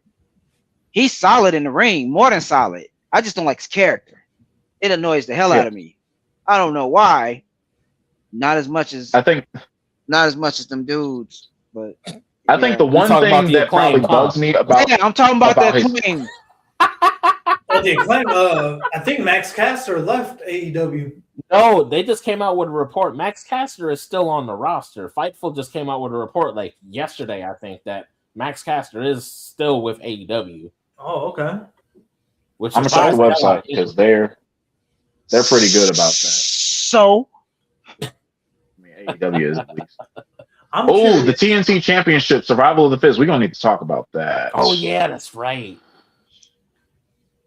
Matt Caster is still on the AEW roster. Kevin Knight being in the Don Callis family now. Oh god! Everybody is in the Don Callis family now. God. Don't y'all know? Worst thing on the fucking show. Like, bro, terrible. Kevin Knight turning heel wouldn't have been my first choice for a booking decision. Neither. If you're gonna run with the kid, I run with it. But then you're sticking with the Don Callis family, and it's like, oh great, another Don Callis. I keep telling y'all that is NWO 2K26. Oh, it is at this point because all we need is a ref. All we need is a ref to join, and the circle will be complete. Like it's so because because they can't be bothered to keep titles on that damn stable. You got Kyle Fletcher there who's made it clear he wants the TNT Championship back. Mark Davis is the national champion. And then Okada, we'll figure out what they're going to do with Okada in a minute. I'm pretty sure he wants a rematch with Takeshita, who just left the Don Callis family. So I'm over it. Actually get rid of members? Takeshita traded his suit for him. He traded his suit for the backpack. Members? I ain't never seen that shit. That's bullshit. I don't believe it. So the one thing that's interesting to me is, the team with Willow Nightingale's injury, the TBS championship has been vacated. So they're going to have a 6-way. Sabotage wrong, bro. Wait, the TNT title got vacated? No, the TBS. I'm sorry, the TBS championship. Oh, yeah. Yeah, because Willow. Yeah, so the title is currently vacant. They're going to have the champion will be the champion is going to be decided in a 6-way. They're going to have survival of the fittest, which. It's a concept they brought from Ring of Honor. For those who don't know, it's a 6-way elimination match. So they're going to have who all is going to be in that? I know Mina Shirakawa, Harley Cameron, Julia Hart, Queen Aminata, and who the fuck else? Who's this Queen Aminata? Beat up on Collision. They're having qualifying matches to be held on Dynamite in Collision. So they got they've announced the first 2 competitors to battle in the qualifiers. So the qualifiers are going to feature Hikaru Shida, Chris Statlander, Mina Shirakawa, Queen Aminata, Zeta Steele, and Harley Cameron for some fucking reason. Man, so they're going to have Harley Cameron. Damn, mediocre white. I know, right? Look here. She's a not judge the puppeteers. Sir, that company's slogan is "Where the best wrestle," and yet that roster still has Anna Jay and Harley Cameron. What the fuck are we doing? Look, I can't speak for Anna Jay, but at least Harley Cameron, she be trying, bro. She be trying. Anna Jay, she needs to try somewhere else. Divine Dominion, from what I saw. She got her. She needs to try somewhere else. Just because her titties was looking real fucking good on Collision, don't change the fact that she's still a mediocre white woman. Damn! Oh, damn! No. Hey, y'all say I'm bad. I told you. See, there's so much potential in you, sir. I see it. It vibrates off of you. I see it. It's like this dark aura that the camera won't pick up, but I can see it. They got her sitting next to me. They got her standing next to Mina Shirakawa on camera and was like, no, we don't need Asian titties. We need white titties on TV. Oh, my God. I didn't even have to be here today. Y'all wild without me. I don't want to hear nothing about nobody saying that I was the wild one on this episode. I was calm. T took it today. I'm sitting here like I had tea and just chilling. This man then wild out about 8 different things. And y'all talk about me. No, sir. I'm gonna have to show you how to channel your anger properly. We cool. No. So that's those are half the field that are qualifying for the Survival of the Fittest. The match is going to happen on July 1st on Dynamite in San Diego. So they're just going to have crazy how they're going to have that on the Dynamite after Forbidden Door instead of having that at Forbidden Door. But yeah, that's a unique choice. Well, why not do it at spring break or whatever, that summer beach break or whatever? Summer Blockbuster is on Wednesday. They've already announced some matches. I need to look that up. No, they got something called Beach Break in July. Let me hang on. I'm checking their schedule. They got Brawl at the Ballpark on July 10th. Oh, I'm hoping to go to that shit. I'm hoping to go to that. That's here in Minneapolis. I don't see Summer Blockbuster is this one. July 8th, they have Beach Break. Oh, they have Beach Break on Dynamite. So is every episode of Dynamite for the month of July gonna have a special theme? Like, is that what we? They usually do that. They usually do that during the summer. Okay. During the spring and the summer and stuff like that. So they got that. They got that going on. So I take it at the end of July they're gonna have one called Sandcastle Slam. Screaming. What?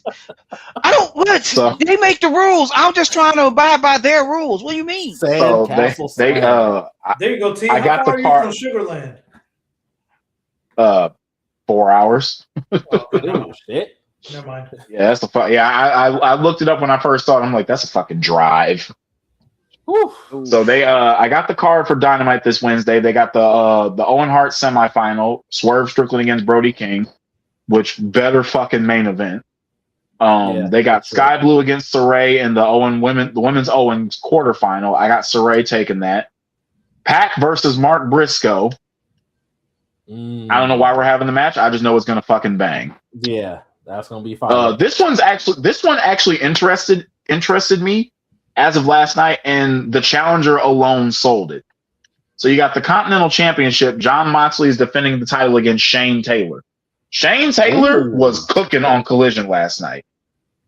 Like his entire promo game was fucking fire, absolute fire. He's somebody I don't really care for the rest of his stable, but he's somebody I want to see on this show more often because he a big mean motherfucker with a nasty ass right hand and can talk some wild ass shit. So I mean, he ain't winning the belt from Mox. Mox better not take no L to anybody who's not named Will Ospreay. Right. But the match is gonna be fun because Mox loves to slug it out. Shane Taylor can slug it out. So I'm expecting a good fun brawl. Yeah, that should be good. And then they got Orange Cassidy against Andrade El Idolo. Joseph is so I'm like, okay. Match. Yeah. Raw's got a couple of exciting matches announced. Dynamite has a couple of exciting matches announced. That's good. I'm looking forward to watching wrestling this week. Let me see what they got for TNA. Yeah, I was just about to ask what they got for TNA this week. So if I can make it live to the when they do Dynamite and Collision in Nashville, that's actually going to be the go home shows for Redemption. Ooh, okay. Interesting.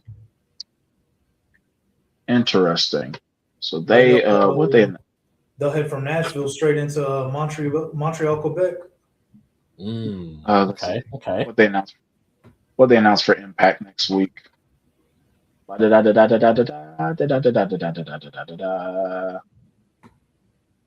usually do it right before the main event. So they had Mr. Elegance beat Lei Ying Lee because of Xia Brookside's interference. Yeah, that made me mad. He hurt my eyes doing the devil's kiss move. I was like, man, he hurt my eyes. I was like, hey, yo, what the fuck, man? Like, yo. Wait, my wife was right next to me, like, what is going on? Who doing it? Ill? Yeah, Mr. Elegance. Ill. I prefer Nada's version, but ill. That's fucking exactly. Elegance brand is still one of my favorite factions in wrestling today, though. I gotta give them credit. They found a way to make Dana Brooke watchable. I was finna say the same thing. Like they saved Dana Brooke. because they really did. They elevated her in ways that WWE just could not figure out over a decade. I think she's facing Mara Sade this week. Ooh. Okay, so they've announced 2 matches for Impact this week. World Championship, Mike Santana defending the title against Eric Young. Eric Young won that Battle Royale last month. And then they have an international championship match, Mustafa Ali against KC Navarro. Hey, Jabari, your boy finna win the belts. He gonna hate me for that. Oh, yeah, Jabari gonna be pissed. He'll be all right. Oh my god! So that ought to be good. I'm sure they'll put some other matches up. But yeah, so far, they got all that going on. Yeah, so it will be on. It should be on Impact. I think they're taping it tonight. Yeah. In Denver, but Ash by Elegance and Mara Sade, and then it looks like Zaya Brookside, and I'm not familiar with this person, Harley Hudson. Oh, yeah. Are gonna have a match. I know I know TNA just released Myla Grace and Steve Macklin.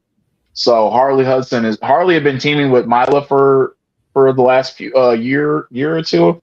So Harley's going to be going rolling solo now.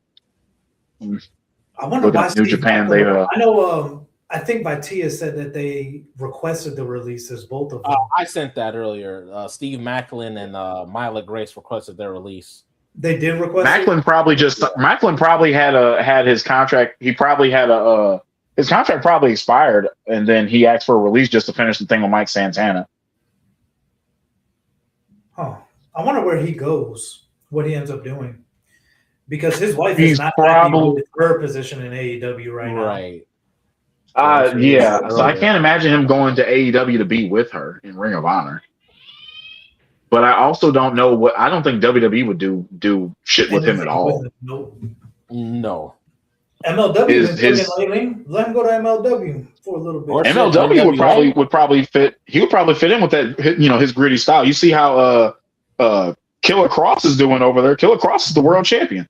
I need to figure out how can I watch MLW's weekly stuff. So, their show Fusion airs weekly on YouTube. Ooh, okay. I thought they were on Triller for some reason. Then I couldn't find them. They I think they're on Triller, but they're definitely on YouTube. They put a new episode up. I think it's every Saturday. I watched the last one. They had Austin Aries against Trevor Lee, and I cannot believe Austin Aries is still wrestling. I heard his name pop up. Well, I might add. And then they had Shotzi Blackheart against Gigi Dolan, and I was like, I'm sorry, Priscilla Kelly, and I was like, oh shit.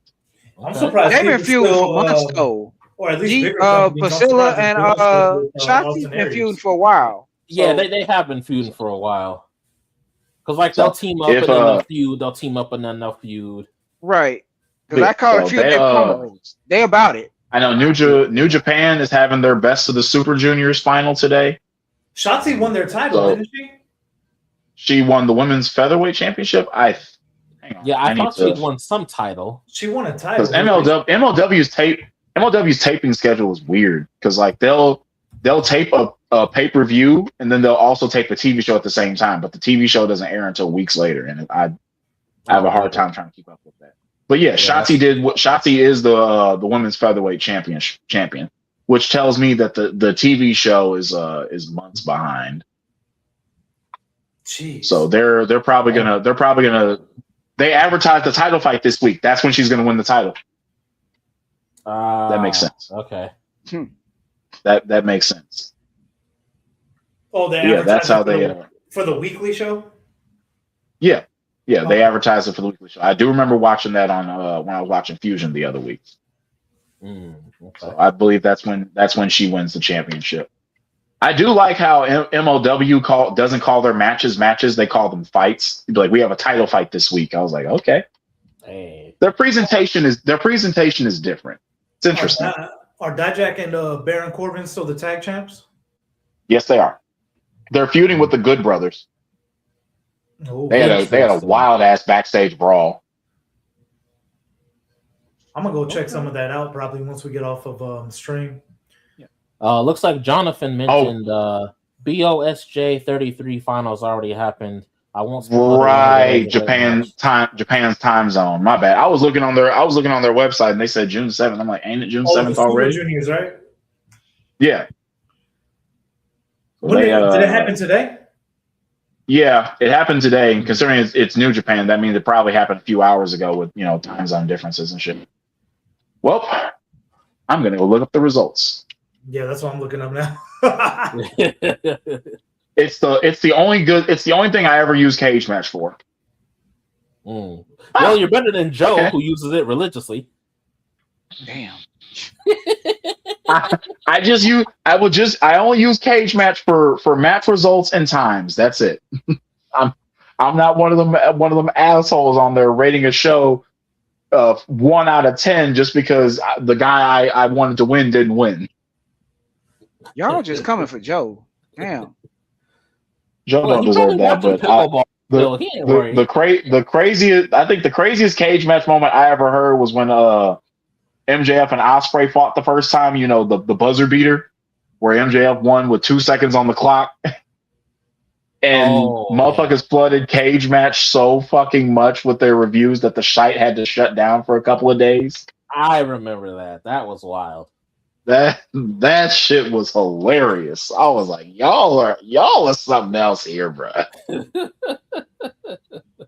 But yeah, watch the wrestling you enjoy. There's plenty to enjoy.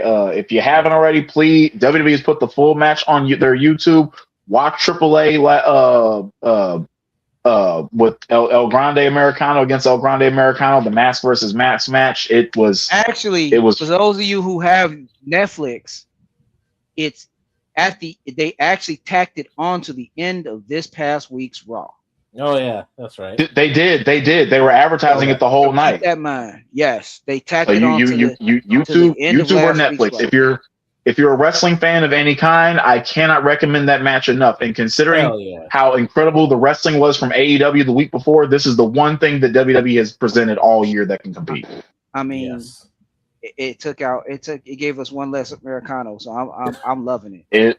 It was absolutely incredible. Chad Gable is back. Chad Gable popped up on SmackDown this past week. Yep. He apologized to Ray Phoenix for disrespecting Lucha Libre. Please, for the love of God, Debbie, we've been begging for years. Please give Chad Gable a meaningful push. Yes, push that man. Kurt Angle style mouthpiece and all. Push that man. Yes. He can be this generation's Kurt Angle. Yes. He's running. The dude is just turned 40 years old. Like, let's do something. Let's do something with him. He ran around with that gimmick, that stupid ass gimmick. He got it over. He had an incredible match. He's proven that title. He is not. He is not. He's a 3-time tag team champion, not including NXT, but he has never won a singles championship. Criminal. Not over. Yes, absolutely criminal. I stand by. It should have been him beating Gunther. It should have been him beating Gunther at WrestleMania 40 instead of Sami Zayn. I agree. It made all the sense in the fucking world. Yeah, I never understood why they inserted Sami into that BS. Same here, especially considering he had been Intercontinental Champion multiple times by that point. Right. Speaking of Sami, y'all. Oh, God. I'm a little worried that, I don't know, man. Sami might win that title from Cody. Honestly, I don't want him to. I don't either. I don't either. We've been saying it for months. That ship is past. Like, they should have did it when they had the chance to strike. Now, maybe after WrestleMania next year, but not now. No, man, they got Night of Champions next month. No, end of this month. If it happens, Night of Champions is the end of this month. Yeah, end of this month. Oh yeah. I don't know how I feel about Sami Zayn winning the title from Cody this year. I don't like it. I'm gonna tell you how I feel. I don't like it because you know what? To quote the six, that ain't gonna move the crowd. If he had won it from Drew, and then Sami got it back from him after that, fine. Yeah, I mean, sure, but again, now him beating Sami, no, all he been doing is whining and bitching backstage for months. Hey, I don't like it. I don't think they've confirmed here. Like, nobody cares. I don't think they've confirmed a heel turn on Sami's part. I mean, the company just refused to. Really bad. You can't even tell me that bullshit. Real fans and all this shit. Yeah. Italy was fucking with him. Yeah, I mean the states clearly aren't anymore. But no, who do they got really him on like? some Bret Hart shit with that. Who, Sammy? Yeah, Sammy. Mm-hmm. Oh, that Italy likes him? Yeah, Italy liked him. To be fair, all of our fans here where we live at they're pretty ungrateful for a lot of stuff too. They're spoiled. Yes, yes, the American fans are spoiled and ungrateful, and it is annoying as hell to watch it. By the way, Mike, that episode of Fusion where the new episode of Fusion is up. It just came out last night on YouTube. So Shotzi versus Shoko Nakajima for the women's featherweight championship. Ooh. Highly recommend. I've been wanting to watch MLW. I'm gonna check it out. The show's about an hour and 10 minutes. It's on YouTube. So is that the average of their weekly? Is that a weekly show or is that a pay-per-view? It's a weekly show. And their pay-per-views, are those on Triller or are they on YouTube also? I think the pay-per-views are on Triller. But some they'll be on Triller and then they'll put them on YouTube a few months later. Like I'll see them popping up in my algorithm from sometimes. Yeah, I'm gonna check them out because I'm a Karrion Kross fan, so I do want to see what he's doing over in MLW. Unlike Joe, all the months that Joe was telling me that no, because we got Aleister Black now. Well, where the fuck is Aleister Black now? Right. Where the fuck is he at now? You know what pissed me off, bruh? So on SmackDown, they mentioned the previous Queens of the Rings. They were talking about Nia Jax, Jade Cargill, and they mentioned Zelina Vega. And I'm sitting here like, y'all got a lot of fucking nerve. Exactly. The fucking y'all got a lot of fucking nerve to do that. I think I would have felt. I think I would have been angry if they didn't mention her. Yeah, y'all released her, but goddamn it, she was Queen of the Ring before. Yeah. Back then they just called it. They just called it the Queen's Crown. Right. That's stupid shit. Which was stupid to me. It's the Queen of the Ring. Yeah, that tournament where they had 8 women in the tournament and not a single match went over 5 minutes. So right. Oh God, that shit pissed me off. It ended in fucking Saudi Arabia. Well, credit to Zelina though. She made that gimmick what it was. She had the accent and then slipped back in her New York accent anytime she got pissed off. I love that shit, man. Yeah.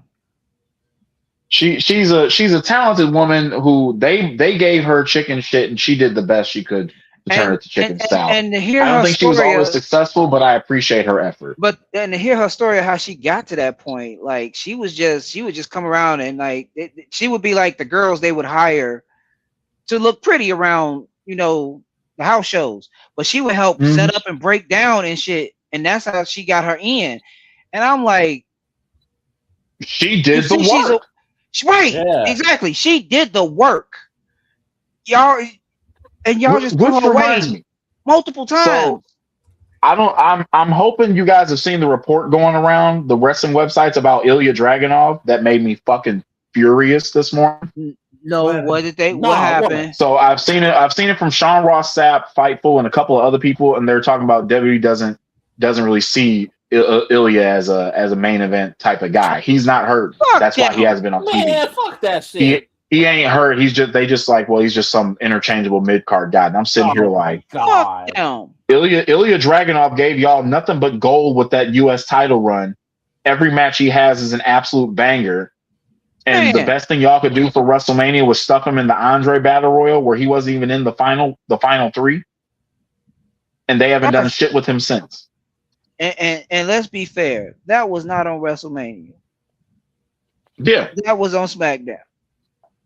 It like when I read it, I was like, it pissed me off. Hang on, it pisses me off. Yeah, wow.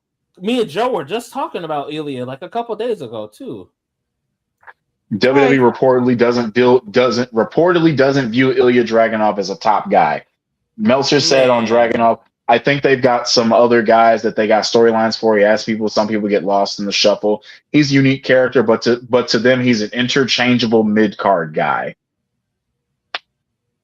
Now, I'm not saying he should be in the main event, feuding with Cody Rhodes and Roman Reigns and those type of guys. But how do you have a guy like him? I want to see him and Ricky Starks go at it to get a shot at the U.S. title. A guy with such intensity where he makes every match feel like a fight to the death. Yeah. He has this different energy about him where you're out here. We're going to throw hands. And he's one of the people where his promo style matches his wrestling style. Yes. When he talks to you on the mic, there's that energy that feels like I need to fear for my life while this man said pain will entertain you and stood on business. Business, right. Bruh. I'll never forget. He said, I don't care if you bust my nose in every match. I'm gonna hit you back even harder. Right. Y'all, I'm still gonna never forget that match he had with Gunther, that last one they had on NXT. Oh my God. At NXT TakeOver 36, or the match they had on NXT in NXT UK, the original one without the crowd. One of the few times where I was like, bro, not having anybody in the crowd made that match better because you heard everything. Yeah. Yes. You heard every strike. You heard every slam. You heard every blow, bruh. Oh my God. And here's my thing.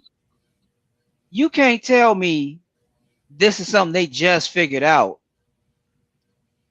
That man been there for years. Yeah. Yeah. He's been signed since 2019. Yep.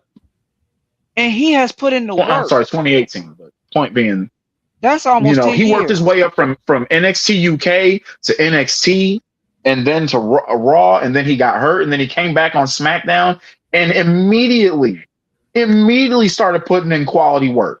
His title reign on the US title was better than Sammy's. Yes. And easily. I'm gonna take some heat for this. Currently better than Trick's. Because Trick ain't doing shit with the title. All right. Well, yes. He's had that makes sense. Ilya had more matches with that title than Trick has, and more than Sammy had in his last reign, combined with Trick's. Technically, if you do the math, Trick is. And you know what the crazy part is? I think that was just a WrestleMania moment, was him winning that title. But Trick is moving up to that main event sometime soon. Trick is a future world champion. Trick is a future world champion. That company has valued him more than they value Carmelo Hayes, even though him and Ilya are better wrestlers. Yes. That's nothing new. And it's his look, and it's look as long. I get it. Trick is $1 million paycheck wrestler. Yeah. Point blank period. Mm-hmm. I understand. But to sit here and say that Ilya Dragunov is just an interchangeable mid-card guy, assuming I don't know. That's bullshit. Interchangeable? That tells you, imagine being such an awesome wrestler like him. He's somebody who, you know what, when your contract expires, him and Johnny Gargano make your way somewhere else. Yep. Yeah, for fucking real.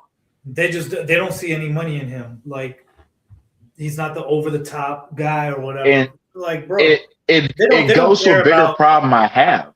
They don't care where it's like it doesn't.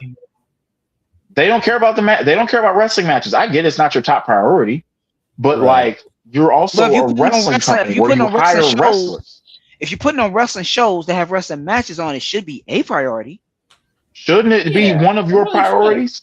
It should be one of your top priorities. Having good matches. You got 3 shows on a week, and then it makes you not even bother. It makes you not even bother. It's like you got these people working so hard because they want to move up in the world. They want the pushes. They want the main events. If you're in there, you should be trying to work your way up.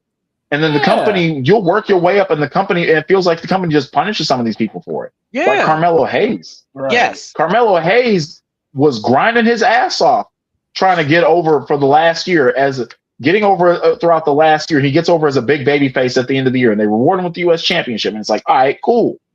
And then he loses the title right before WrestleMania, can't even get on WrestleMania. Some bullshit. Right. And it makes you wonder why even fucking bother.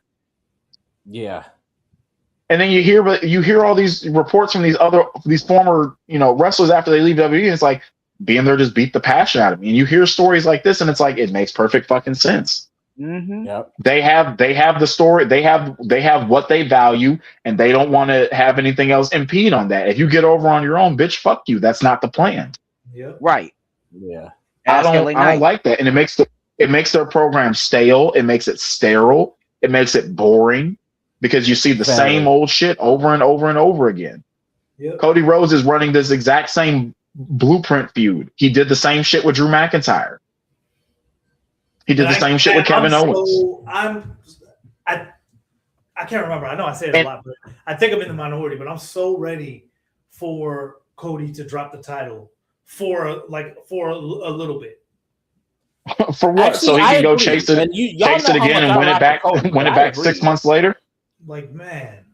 Yeah, and I'm a big Cody fan, but I agree. And it's not Cody's fault. It's the booking's fault. It's not Cody's fault at all. No, I still feel Cody deserved WrestleMania. I'm gonna just say Cody absolutely deserves.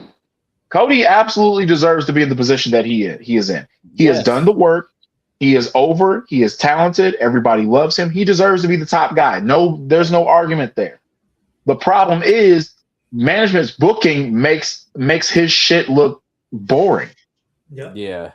It's to the point that every PLE where Cody's defending the title, I'm like, yeah, come on, take the title off. Of him. And not even that. There has to be some sort of. There got to be some sort of chicanery or bullshit. Yes, they fucked up his last 4 WrestleMania main events. Everything's got to involve some sort of antics instead of just, you know what, I am that guy. Yeah. And I like Cody. How hard is that? I like Cody. I chant his. It's really difficult for WWE. Let's be honest. I don't like his title. Y'all can let Roman Reigns and CM Punk throw down for over half an hour, but you can't let Cody and Randy Orton just have the match that they've been wanting to have for years.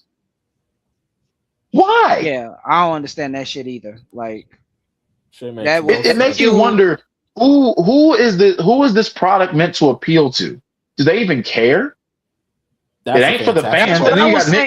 That's what you got Nick Khan monkey ass. Like, they don't give a fuck. Then you got Nick Khan monkey ass doing these fucking interviews talking about, well, when the ratings go down, then we'll change what the fuck we're doing. Well, fuck you too. Well, Cody and Roman was always the plan. You know, we only did the Rock thing to swerve people. Yeah, they came out with that bullshit ass documentary that says otherwise. Like, get the fuck out of my face with that. Like, lying in my y'all remember that rant I did about WrestleMania behind the curtain. Yeah. Like, bro, stop playing in my face. Yeah, like, come on. What? It was a documentary that covered The Rock coming back and stuff? Yeah. It documented all the stuff they were doing going into WrestleMania 40.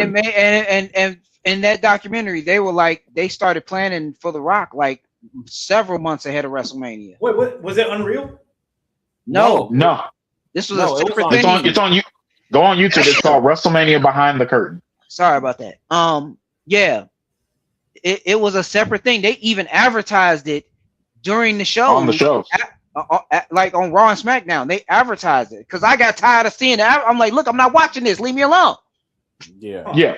I'm gonna send you the link. I'm gonna send you the link in the group chat. Okay. I watched it. I was so mad because it was so much PR bullshit they was feeding, dog. It was. Like it was nauseating. I'm like ain't no way y'all expect anybody who watched this show to believe this nonsense. Right. Ever since The Rock came back for that small little run that he had, the product has been fucking trash. Bro, it was a dude on Twitter who was like, bro, the product has sucked ever since Jay won the Rumble. I'm like, bro, I'll do you one further. When Rock came back at day one to beat Jinder Mahal's ass, and as soon as he said, I'm going to take a seat at the head of the table, that's when shit started going around. Y'all just didn't notice the impact of how bad things became until a year or two later, and then you blamed it on Jay. Right. No, it was the Rock, because fucking Black Adam sucked. He had nothing to do. His movies were shit in the fucking bed, and he needed something to get his name out there. Yep. Because The Rock taking a seat on the board. Has never been a good. So he taking a seat on the board. He decided to capitalize on that shit.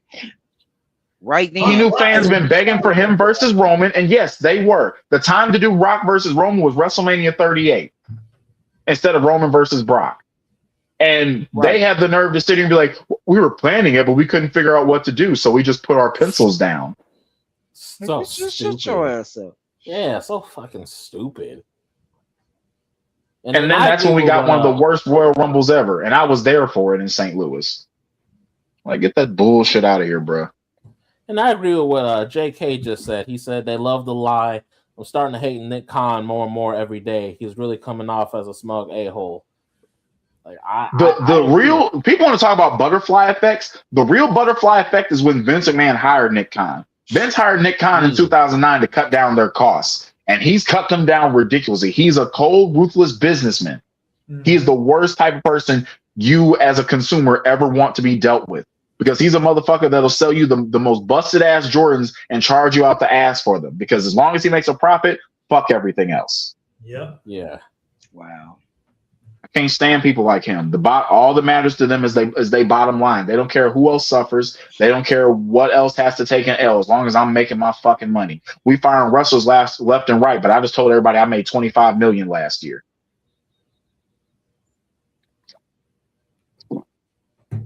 Man. So they'll tell whatever bullshit lies they can, as long as they're making money. And they get away with it because they're making the money. Yep. I think that's my last rant for the day.